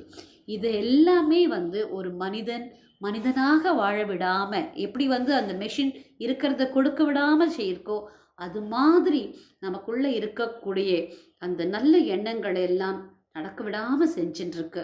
அதை நாம் கொஞ்சம் பார்த்து சரி பண்ணிக்கணும். மெஷினை சரி பண்ணுற மாதிரி நாமளும் நம்மளை சரி பண்ணிக்கணும். சரி பண்ணிக்கணும்னா என்ன செய்யணும்? நல்ல உடற்பயிற்சி செய்யணும். நமக்கு சுவாமிஜி கொடுத்துருக்கக்கூடிய உடற்பயிற்சி நம்மளுடைய செல்களை எல்லாம் நல்ல முறையில் அது எப்படியெல்லாம் அடுக்கி வைக்கணுமோ அந்த முறைப்படி அடுக்கி வைக்கக்கூடிய நிலையில் மாற்றி அமைக்கக்கூடிய தன்மை கொண்டது. ஸோ உடற்பயிற்சியை தினம்தோறும் செய்து கருமைய தூய்மைக்கு அதுவுமே நமக்கு உதவியாக இருக்குது. ஸோ உடற்பயிற்சி செய்யணும், காயக்கல்ப பயிற்சி செய்யணும், அதோடு சேர்ந்து அகத்தவம் அகத்தாய்வு செய்யணும். இந்த அகத்தவமும் அகத்தாய்வும் செய்து அதிலிருந்து வரக்கூடிய விஷயங்களை தனதாக்கி கொள்வதற்கு முடிந்த பொழுது எல்லாம் மௌனம் மேற்கொள்ள வேண்டும். மௌனம் காலம்தான் நாம் இறைநிலையோடு இணைந்திருக்கக்கூடிய ஒரு காலம். எப்போ பாரு நம்மளே தான் பேசிகிட்டு இருக்கோம், இன்னொருத்தர் பேசுறதுக்கு சான்ஸே கொடுக்கறதில்ல, பக்கத்தில் இருக்கிறவங்க பேசுறதுக்கே சான்ஸ் கொடுக்கறதில்ல. நாம் இறைநிலை நம்மளோட பேசுறதுக்கு சான்ஸ் கொடுக்கணுங்கிற இது தெரியாமல் இத்தனை நாள் இருந்துட்டோம். ஆனால் இப்போ நமக்கு மௌன காலம், இறைநிலையோடு நாம் பேசணும். இறைவன் நம்மோடு பேசுறதுக்கு ரெடியாக இருக்கான். நமக்கு வாய்ப்பு கொடுத்தா போதும். அந்த வாய்ப்பு எப்படி கொடுக்கணும்? மௌனத்தின் மூலமாக கொடுக்கணும். ஆக அப்படி கொடுத்தோம் அப்படின்னா நிச்சயமாக நம்மளுடைய வாழ்க்கை பேரறம் பொருந்திய ஒரு வாழ்க்கையாக அமையும். ஆக அகத்தவம், அகத்த ஆய்வு, குணநல பேரு, முழுமை பேரு அடைவோம். அப்படி நமக்கு வந்தாச்சு அப்படின்னா அதுவே பேரற வாழ்வு ஆகும். இதில் நிறைய விஷயங்கள் நம்ம பார்க்கலாம். அதாவது இதெல்லாம் நம்ம பார்த்தோம் இல்லையா, ஒரு மெஷின் ஏன் கொடுக்கல, மனிதனுடைய மெஷின் எதனாலெல்லாம் கெட்டு போயிருக்கு அப்படிங்கும் பொழுது இன்னொரு முக்கியமான ஒரு விஷயம் நம்ம புரிந்து கொள்ளலாம். அதையும் சொல்லி நம்ம நிறைவுபடுத்திக்கலாம். நம்மளுடைய துர்நடத்திலிருந்து நம்ம விலகணும். முதல்ல விலகணும். அதாவது அதிலேருந்து விலகலை அப்படின்னா நிச்சயமாக அந்த ஆத்மாவை நம்ம உணர முடியாது, ஞானம் பெற முடியாது, இந்த பேரறமான ஒரு வாழ்க்கை நமக்கு கிடைக்காது. அதாவது நம்மளுடைய இந்திரியங்கள் எல்லாம் வெளிநோக்குடையதாக இருக்கிறதுனாலேயோ என்னவோ நம்ம எப்பப்பாரு வெளி தோற்றங்கள்லேயே தான் லயத்து விடுறோம். அதனால் ஆன்மாவில் லயமாகணும் அப்படின்னா நம்மளுடைய ஐம்புலன்களையும் அப்படியே கொஞ்சம் அந்த அளவு முறை கடைப்பிடித்து உள்முகமாக திருப்பணும். அதனால்தான் உள் கடந்தால் கடவுள் அப்படின்னே சொல்லுவாங்க. உள் கடந்து உள்முகமாக போனோம் அப்படின்னா நம்மளால் நிச்சயமாக நம்மளுடைய ஆன்மாவில் லயமாக இருக்கலாம். ஸோ உண்மையிலேயே இந்த உணர்வு பெற்ற மகன் யாராக இருந்தாலும் சரி, அந்த மனிதருக்கு இந்த உலகை கண்டு மயங்குவதில்லை. நம்ம ஆரம்பத்திலேயே பார்த்தோம், இந்த புலன் மயக்கம் அப்படின்னு பார்த்தோமே, அது நிச்சயமாக வராது. அதனால் நம்ம கொதம்பை சித்தர் ஒரு பாடலில் சொல்லியிருப்பார், யோகம்தான் வேண்டி உறுதி கொள் யோகிக்கு மோகம்தான் இல்லையடி குதம்பாய், மோகம்தான் இல்லையடி அப்படின்னு. அப்போது யோகம் வேண்டி நாம் நம்மளுடைய வாழ்க்கையை ஆரம்பிச்சிட்டோம் அப்படின்னா அங்கே மோகம் என்பது இல்லை. எப்போ மோகம் இல்லையோ அப்பொழுது நிச்சயமாக நமக்கு யோகம்தான். அப்போ அந்த யோகம் பெறணும்னா என்ன செய்யணும்? நிறைவடைந்த குரு மூலம் நேர்முகமாய் குண்டலினி யோகம் கற்று நித்தம் தவம் ஆழ்ந்து ஆற்றி உண்மை உணர பெற வேண்டும் அப்படின்னு சொல்லியிருப்பாங்க. ஆக நம்ம இப்போ ஒரு நிமிஷம் முன்னாடி நம்ம பார்த்த மாதிரி நம்ம அகத்தவம் அகத்தாய்வு குணநல பேரு முழுமை பேரு பெற்று பேரற வாழ்வு வாழ்வோம். சிலையும் நானே சிற்பியும் நானே என்று சொல்வார்களே, அதுபோல நமக்குள்ள இருக்கக்கூடிய வேண்டாத குணங்களை எல்லாம் சிலையை செதுக்குவது போல கொஞ்சம் கொஞ்சமாக அப்படியே செதுக்கிட்டே வந்தோம் அப்படின்னா ஒரு அழகிய சிலை நிச்சயமாக நமக்கு கிடைக்கும். அந்த சிலை நாம தான் அதற்கு சிற்பி, அதற்கு ஒளி அப்படின்னா நாம் நம்மளுடைய அகத்தவமும் அகத்தாய்வும் தான் என்று கூறி நல்லதொரு வாய்ப்பை நல்கிய அனைத்து நல்ல உள்ளங்களுக்கும் நன்றி கூறி நிறைவு செய்கிறேன். நன்றி. வாழ்க வளமுடன், வாழ்க வளமுடன், வாழ்க வளமுடன். அனைவருக்கும் நன்றி. வாழ்க வளமுடன். நன்றிகள் அம்மா. வாழ்க வளமுடன். சான்றோர் பெருமக்களே, கடந்த 1 மணி நேரத்திற்கும் மேலாக நமது பேராசிரியர் அருள்நிதி RSK பாக்கியலட்சுமி அம்மா அவர்கள் பேரறம் எனும் தலைப்பில் நல்ல பல விளக்கங்களை அளித்து நம்முடைய சிந்தனையை உயர்த்தியிருக்கின்றார்கள். அம்மா அவர்களுக்கு நமது நன்றிகளை வாழ்த்தின் மூலமாக தெரிவித்து மகிழும் விதமாக அனைவரும் தவ நிலைக்கு வந்துவிடுமாறு அன்போடு கேட்டுக்கொள்கின்றோம். மதிப்பிற்கும் மரியாதைக்கும் உரிய பேராசிரியர் அருள்நிதி பாக்கியலட்சுமி அம்மா அவர்கள் வாழ்க வளமுடன். அம்மா அவர்களின் உடல் நலம் வாழ்க வளமுடன். அம்மா அவர்களின் அன்பு குடும்பம் வாழ்க வளமுடன். அம்மா அவர்களின் அனைத்து பணிகளும் சிறப்பாக நடைபெற வாழ்க வளமுடன். அன்பானவர்களே, இன்றைய தினம் பிறந்த நாள் திருமண நாள் கொண்டாடி மகிழும் அனைவருக்கும் இனிமையான வாழ்த்துக்களும் வாழ்க வளமுடன் எனும் வாழ்த்துக்களையும் குருவினுடைய நினைவில் நின்று வாழ்த்தி மகிழ்கின்றோம். அன்பானவர்களே, நேற்றைய தினம் நிறைய அன்பர்கள் குரு காணிக்கை வழங்கி மகிழ்ந்திருக்கின்றார்கள். இன்னும் நிறைய அன்பர்கள் குரு காணிக்கை வழங்கியும் வந்து கொண்டிருக்கின்றார்கள். குரு காணிக்கை வழங்கிய அன்பர்கள் அனைவருக்கும் நன்றிகளையும் வாழ்க வளமுடன் எனும் வாழ்த்துக்களையும் குருவினுடைய நினைவிலிருந்து தெரிவித்து மகிழ்கின்றோம். மனமுவந்து தாங்கள் அளிக்கும் குரு காணிக்கைக்கு இந்திய வருமான வரித்துறையின் 80Gயின் படி வருமான வரி விலக்கு உண்டு என்பதை அன்போடு தெரிவித்துக் கொள்கிறோம். அன்பர்களே, 1,00,000 அன்பர்கள் வரை கலந்து தவம் செய்யக்கூடிய ஆன்மீக உலக சாதனை நம்முடைய ஸ்கை யோகா டிவி யூடியூப் சேனலிலே நடைபெற இருக்கின்றது. அதை பற்றிய ஒரு சிறிய காணொளி காட்சியை நாம் அனைவரும் தற்போது காணலாம். வாழ்க வையகம், வாழ்க வையகம், வாழ்க வளமுடன். வாழ்க வளமுடன். வாழ்க வையகம், வாழ்க வளமுடன். வாழ்க வையகம், வாழ்க வையகம், வாழ்க வளமுடன். வாழ்க வையகம். உங்கள் அனைவருக்கும் ஒரு ஆத்மார்த்தமான வேண்டுகோள். ஆன்மீக உலக சாதனை தவம் 15வது வேதாத்திரிய வேள்வி தினம். ஆசான் அருள் தந்தை வேதாத்ரி மகரிஷி அவர்கள் அருளிய வேதாத்திரியும் உலகம் முழுவதும் சென்றடைய ஒன்று கூடுவோம். மார்ச் 28, 2021 ஞாயிற்றுக்கிழமை மாலை 6 மணிக்கு சிறப்பு வாய்ந்த பௌர்ணமி தினத்தில் ஆன்மீக உலக சாதனை புரிய தாங்களும் தங்கள் குடும்பத்தினரும் அனைவரும் ஒரு சேர அமர்ந்து இந்த தவத்தில் ஈடுபடலாம். பஞ்சபூத நவகிரக தவம் இயற்ற உங்கள் குடும்பத்தினர், உறவினர் மற்றும் நண்பர்களுடன் வாருங்கள். நீங்கள் அனைவரும் வந்து கலந்து கொண்டு இந்த தவத்தை சிறப்பித்து தர வேண்டும். இருந்த இடத்தில் இருந்து கொண்டே, ஒரு செல்போன் மட்டும் இருந்தால் போதும், அங்கிருந்து கொண்டே நீங்கள் இந்த பயிற்சியில் கலந்து கொள்ளலாம். ஸ்கை யோகா டிவி யூடியூப் சேனலை சப்ஸ்கிரைப் செய்து பெல் பட்டனை கிளிக் செய்யவும். அன்போடு வரவேற்கிறோம்.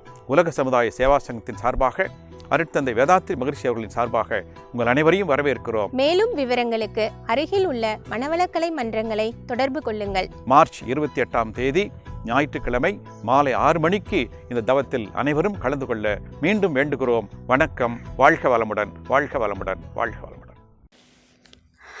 வாழ்க வளமுடன்.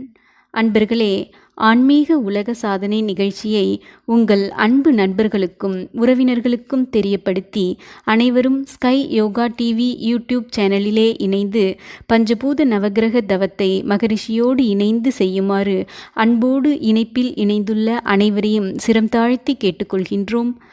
இந்த இணைப்பு சிறப்பாக நடைபெறுவதற்கு உதவி செய்த நமது உலக சமுதாய சேவா சங்கத்தின் தலைவர், மதிப்பிற்கும் மரியாதைக்கும் உரிய பத்மஸ்ரீ அருள்நிதி SKM மயிலானந்தன் ஐயா அவர்களுக்கு மனமார்ந்த நன்றிகளையும் வாழ்க வளமுடன் வாழ்த்துக்களையும் தெரிவித்து மகிழ்கின்றோம்.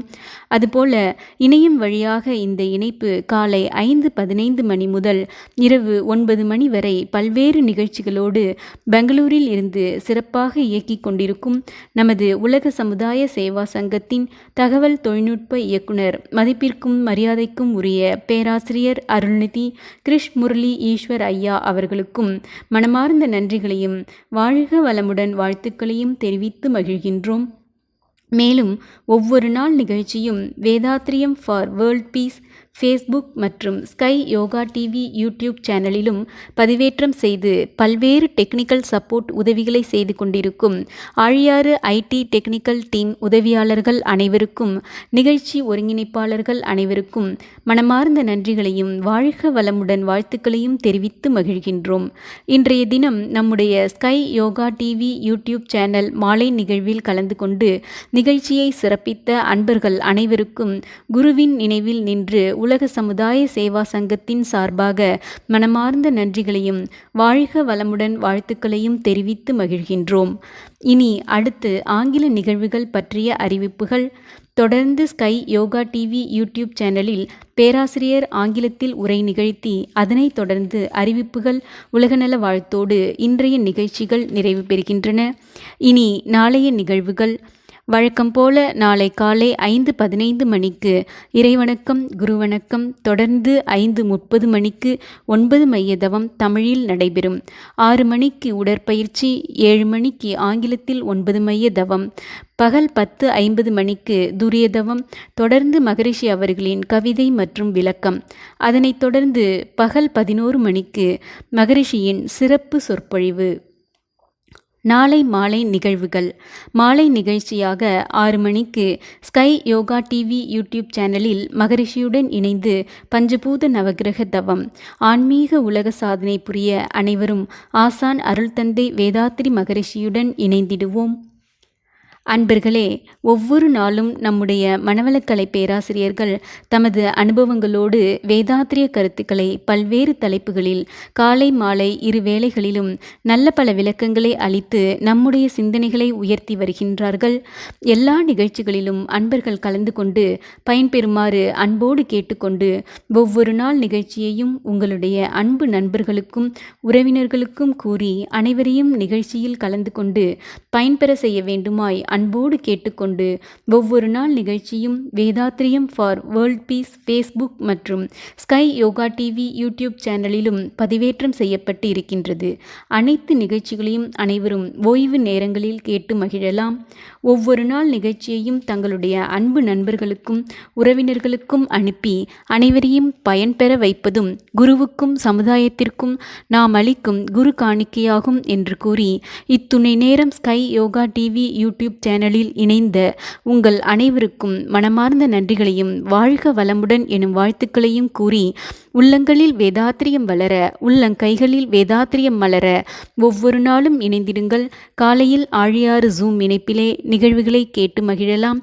மாலையில் ஸ்கை யோகா டிவி யூடியூப் சேனலில் இணைந்து நிகழ்ச்சிகளை கேட்டு மகிழலாம் என்று அன்போடு கூறி ஆழியாறு ஜூம் இணைப்பு எண் 8111811911 பாஸ்வேர்ட் ALIYAR என அன்போடு தெரிவித்து மீண்டும் நாளை காலை உங்களை சந்திக்கும் வரை உங்களிடமிருந்து விடைபெறுவது உங்கள் அன்பிற்கினிய துணை பேராசிரியர் அருள்நிதி சாந்தி Aravindan.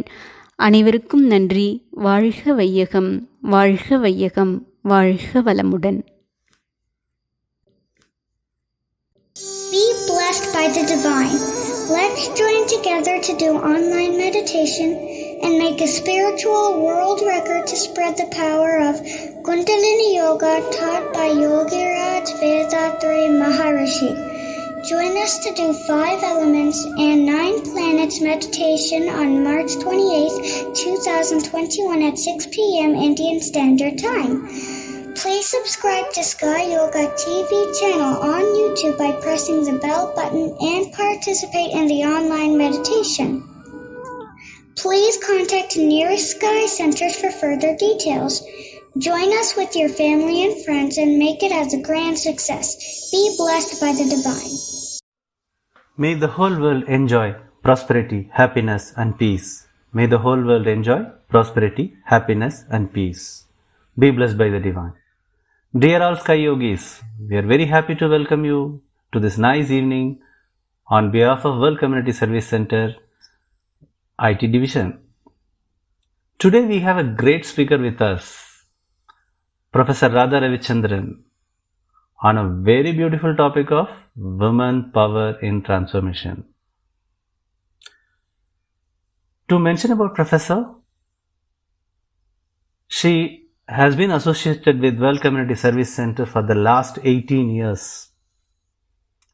Professionally, BCom graduate, company secretary and several other academic qualifications.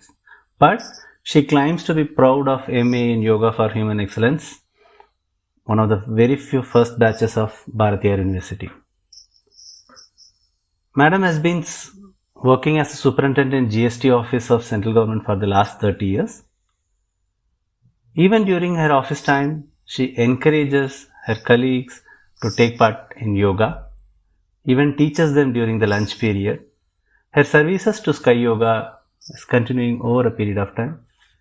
We welcome you, ma'am, to highlight about the womankind. We just passed the International Women's Day yesterday. Today we have Professor explaining about women power in transformation from simplified Kundalini Yoga perspective. Over to you, Professor. வாழ்க வளமுடன். Be blessed by the divine. Be blessed by the divine.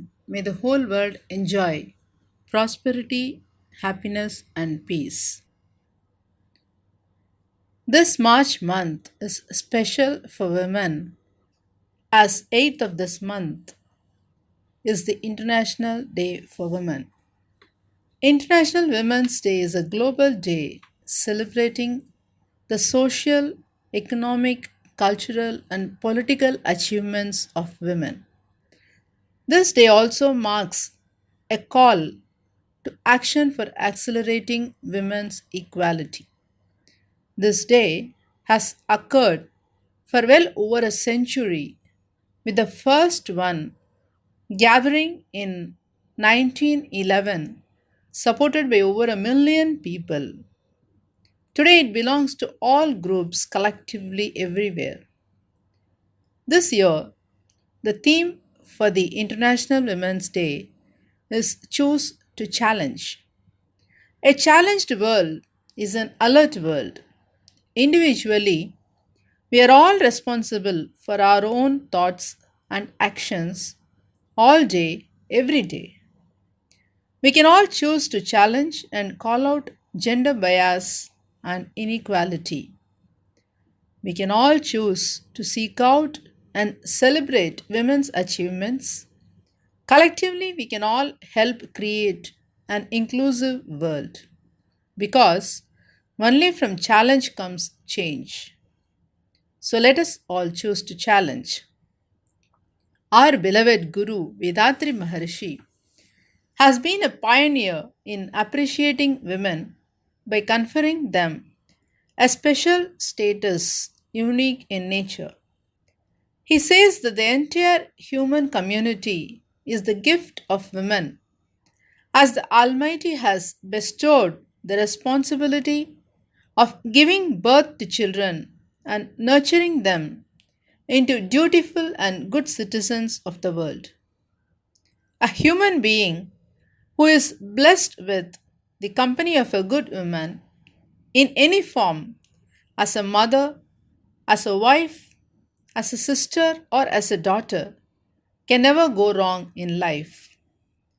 Maharshi says women are by nature endowed with qualities of sacrifice, patience, and mental toughness. She leaves all her belongings, including her parents, her birthplace, and practices, and after marriage adopts the husband's place, people, and practices as her own, as a detached sannyasi. Even if the husband dies or leaves her, the woman raises her children with her sole effort into a successful person in life. There are lots of living evidence which even we might have in our own houses, like our mother-in-law, who have struggled in their middle age to bring up their children when they didn't get the support of their better counterparts. But it is generally not the case with the other gender, though now we see a lot of men also showing the quality of feminine in raising their children. Women are the embodiment of love and compassion.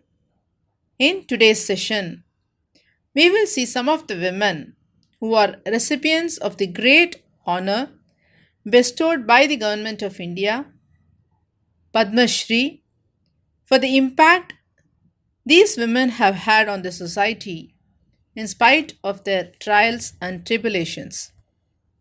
This lady, Sindhutai Sapkal from Maharashtra, is known for tending to orphan children across India and hence came to be known as the mother of orphans.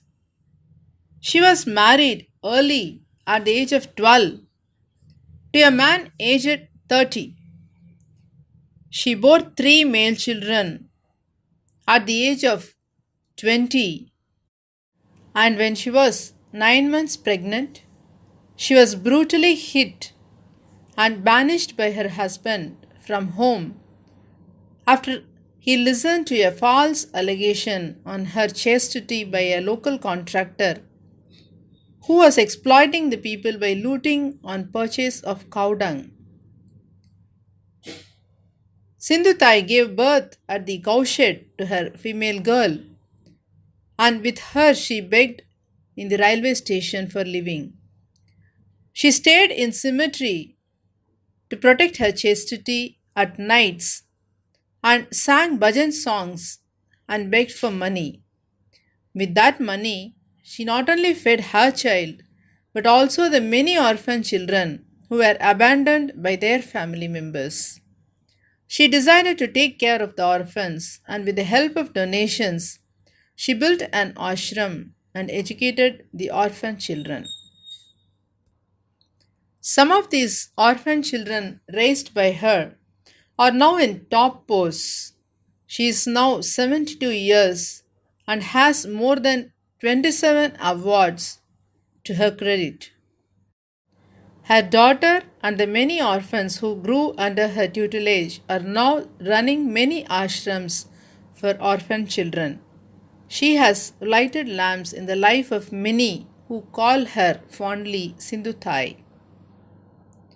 Lakshmi Barua from Assam is a banker turned social entrepreneur. She has helped many women across Assam, especially in rural areas, by providing financial assistance through Konoklota Mahila Urban Cooperative Bank. The bank was founded in 1998 with an initial capital of just 8.46 lakh, and it is now a bank run by women and for women with license from Reserve Bank of India. Lakshmi Barua, before started the bank, she worked closely with underprivileged women through Mahila Samiti in Dakshin Sarbhai Banda area of Jorhat district. Rajini Bektar, who is now 80 years old, is a well-known entrepreneur from Ludhiana. What she started as a one-woman venture of bakery products and condiments from home, Mrs. Bektar's Creamica has grown into a whopping 540 crore business. In fact, her company went into public and was oversubscribed 198 times in December 2020. Anshu Jamsenpa from Arunachal Pradesh is a mountaineer, and she has scripted history as the first woman to scale the summit of Mount Everest, the highest peak in the world, twice in a month in May 2011. Again in 2017, she broke her own record by scaling the summit twice in 5 days in 2017. She is a mother of 2 children, and her journey as a mountaineer is dotted with many recognitions and awards. Shanti Devi is 87-year-old Gandhian. She initially set up an ashram in the tribal village of Khambesu, Shankal Padar in 1951, and with her husband have helped many women and children in distress. She is currently running 4 ashrams for young girls in Odisha's Rayagada district. Manjamma Jogati was named Manjunath Shetty by her parents.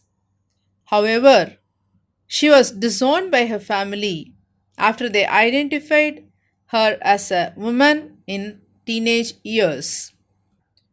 She was driven away from home. She battled poverty, social discrimination, and rape too. And finally, she found solace in mastering Jagati Nritya, Janapada songs, and other rural folk art. She is also the first transgender president of the Karnataka Janapada Academy. Tweeting on being conferred the India's fourth highest civil honor, she wrote, "Human is human. There are no lesser human beings. Art is art. There are no lesser art or artists. For many like me, art itself is life." Entrepreneur Jaswanti-ben Jamnadas Propat bagged the Padma Shri for her simple yet successful business, Lijat Papats. The elderly businesswoman, recognized for her contribution to India's trade and industry, is nothing short of an inspiration. She started with a loan of rupees 80 with 7 women in 1959. The business financially empowered many homemakers in South Mumbai. They all came to be known as Lijat sisters. On March 15, 2010, she celebrated the golden jubilee of her company that has now become a household name with over 45,000 women. They are all part of the Women Only Cooperative at the time.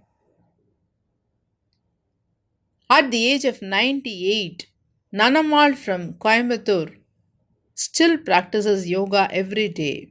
Besides, she is the oldest yoga instructor in the country. She has taught more than 10 lakh students, out of whom 10,000 are now yoga instructors.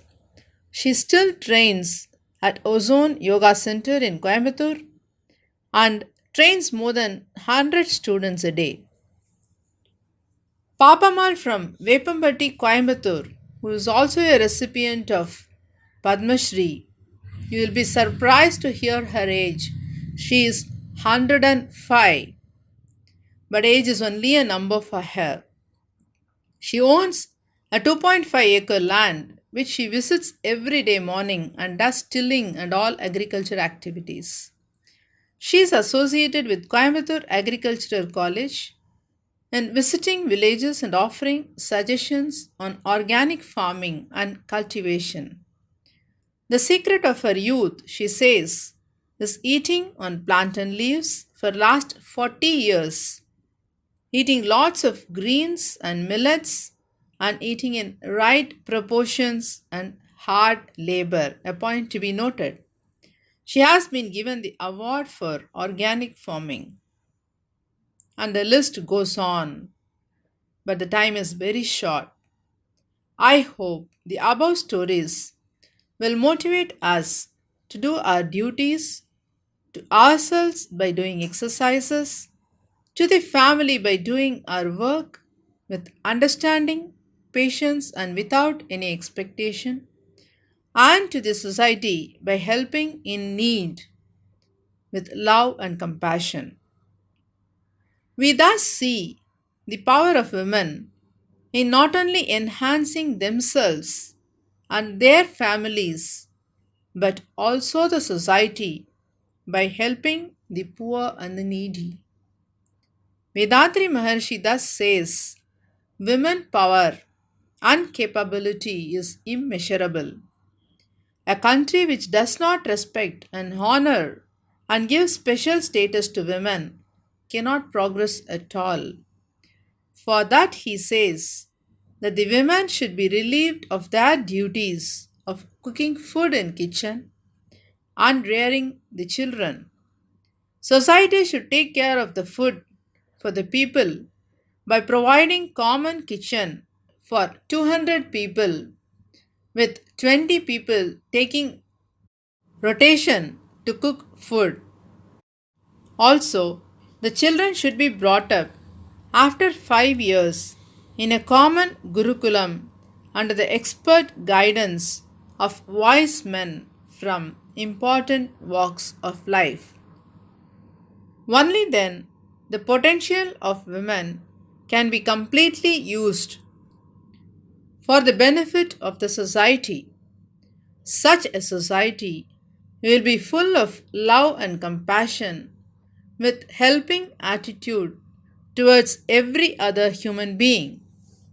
Maharshi dreams of a peaceful world and promoting women welfare and respecting them is one of the points he insists upon in his 10-point program for world peace.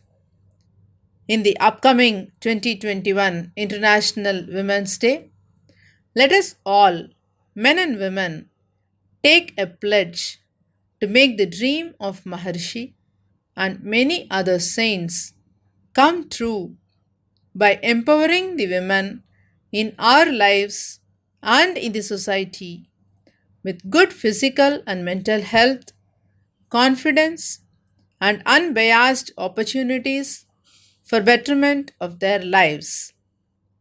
The World Community Service Center, on its part, through the Village Service Project, are conducting special camps for women empowerment by enhancing their livelihood by giving them occasional training like tailoring, beautician course, etc., and also monitoring their health, suggesting exercises, medicines, and good lifestyle for their physical and mental well being. There are lots of success stories in many villages where women are coming in more numbers than the men folk to learn these sky practices, and they sincerely practice and follow these methods in their life, and they have with melting heart and choked voice express their gratitude to the World Community Service Center, the transformation that is happening in their life, in their personal life, in their family life, and in their villages because of this village service project. With this, I conclude. Thanks for the opportunity given to me, to the WCSC President, SKM Mailanandam Sir, and the IT team to speak on this topic. Thanks to all the patient listeners of this session. Be blessed by the Divine with best of health, happiness, and prosperity. Thank you, one and all. Good night. Thank you very much, ma'am, for the excellent and interesting topic. It's a really eye-opener for several of us. I'm sure all the audience would have enjoyed with that. Let's move on to the important announcement. Visit kayakalpayoga.edu.in to learn Kayakalpa online sitting from your home. All our vision courses are now available online through kundaliniyoga.edu.in. Please go through it, refer to all your friends and relatives who have not yet learned. We have beautiful Anbuli app in Android phones to access to all the speeches of Swamiji Vethathiri Maharshi. Please download, listen to that again and again. Donate generously for Sky Yoga activities of World Community Service Center on all the available options, be it vethathiri.edu.in website or Anbuli app or wherever you see the link. Your donations are also eligible for Section 80G exemption under Income Tax Act. Watch Sky Yoga TV, SKYYOGA TV. That's our official YouTube channel and Facebook page. Connect with us, see all the programs. Now, get ready for 28 March 2021. We are all set to make a world record in the spiritual process. Yes, World Community Service Center has been organizing a spiritual world record event on live meditation with the maximum participation of people. It's a great opportunity for all of us to participate in the record. Let's set the record. Please subscribe the channel right away if you have not done. Encourage all your friends, relatives and Sky aspirants to do that and make the world to look at us. Now time to thank the professor for today's session. Let us all come to Turiya Street to bless Professor Radha Ravichandran. Professor Radha Ravichandran, be blessed by the divine. Her good health, be blessed by the divine. Her loving family, be blessed by the divine. Her divine services, be blessed by the divine. Thank you all participants. Do join with us on a daily basis. We have all very interesting events lined up for you. Morning 5:15, 9 Center Meditation in Tamil, 6 a.m. exercise in Tamil, 7 a.m. 9 Center Meditation in English, 11 o'clock, one of the rare audio of Vedatri Maharshi in Tamil. Evening program, we are preparing for the world record. So let's get set. Log into YouTube at Sky Yoga TV and join the premier event.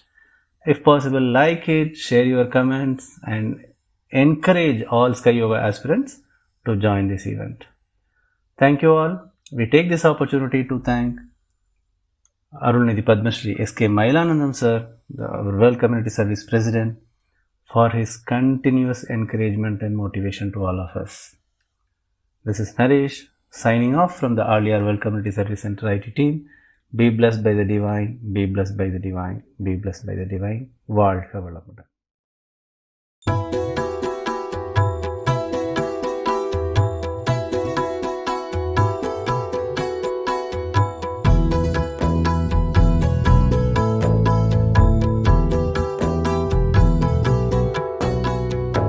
உலகமெல்லாம் பருவமழை ஒத்தபடி பெய்யட்டும், உழவரெல்லாம் தானியத்தை உவப்புடனே பெருக்கட்டும், பல தொழில்கள் புரிகின்ற பாட்டாளி உயரட்டும், பகுத்துணர்வில் தொகுத்துணர்வு பண்பாட்டை உயர்த்தட்டும்.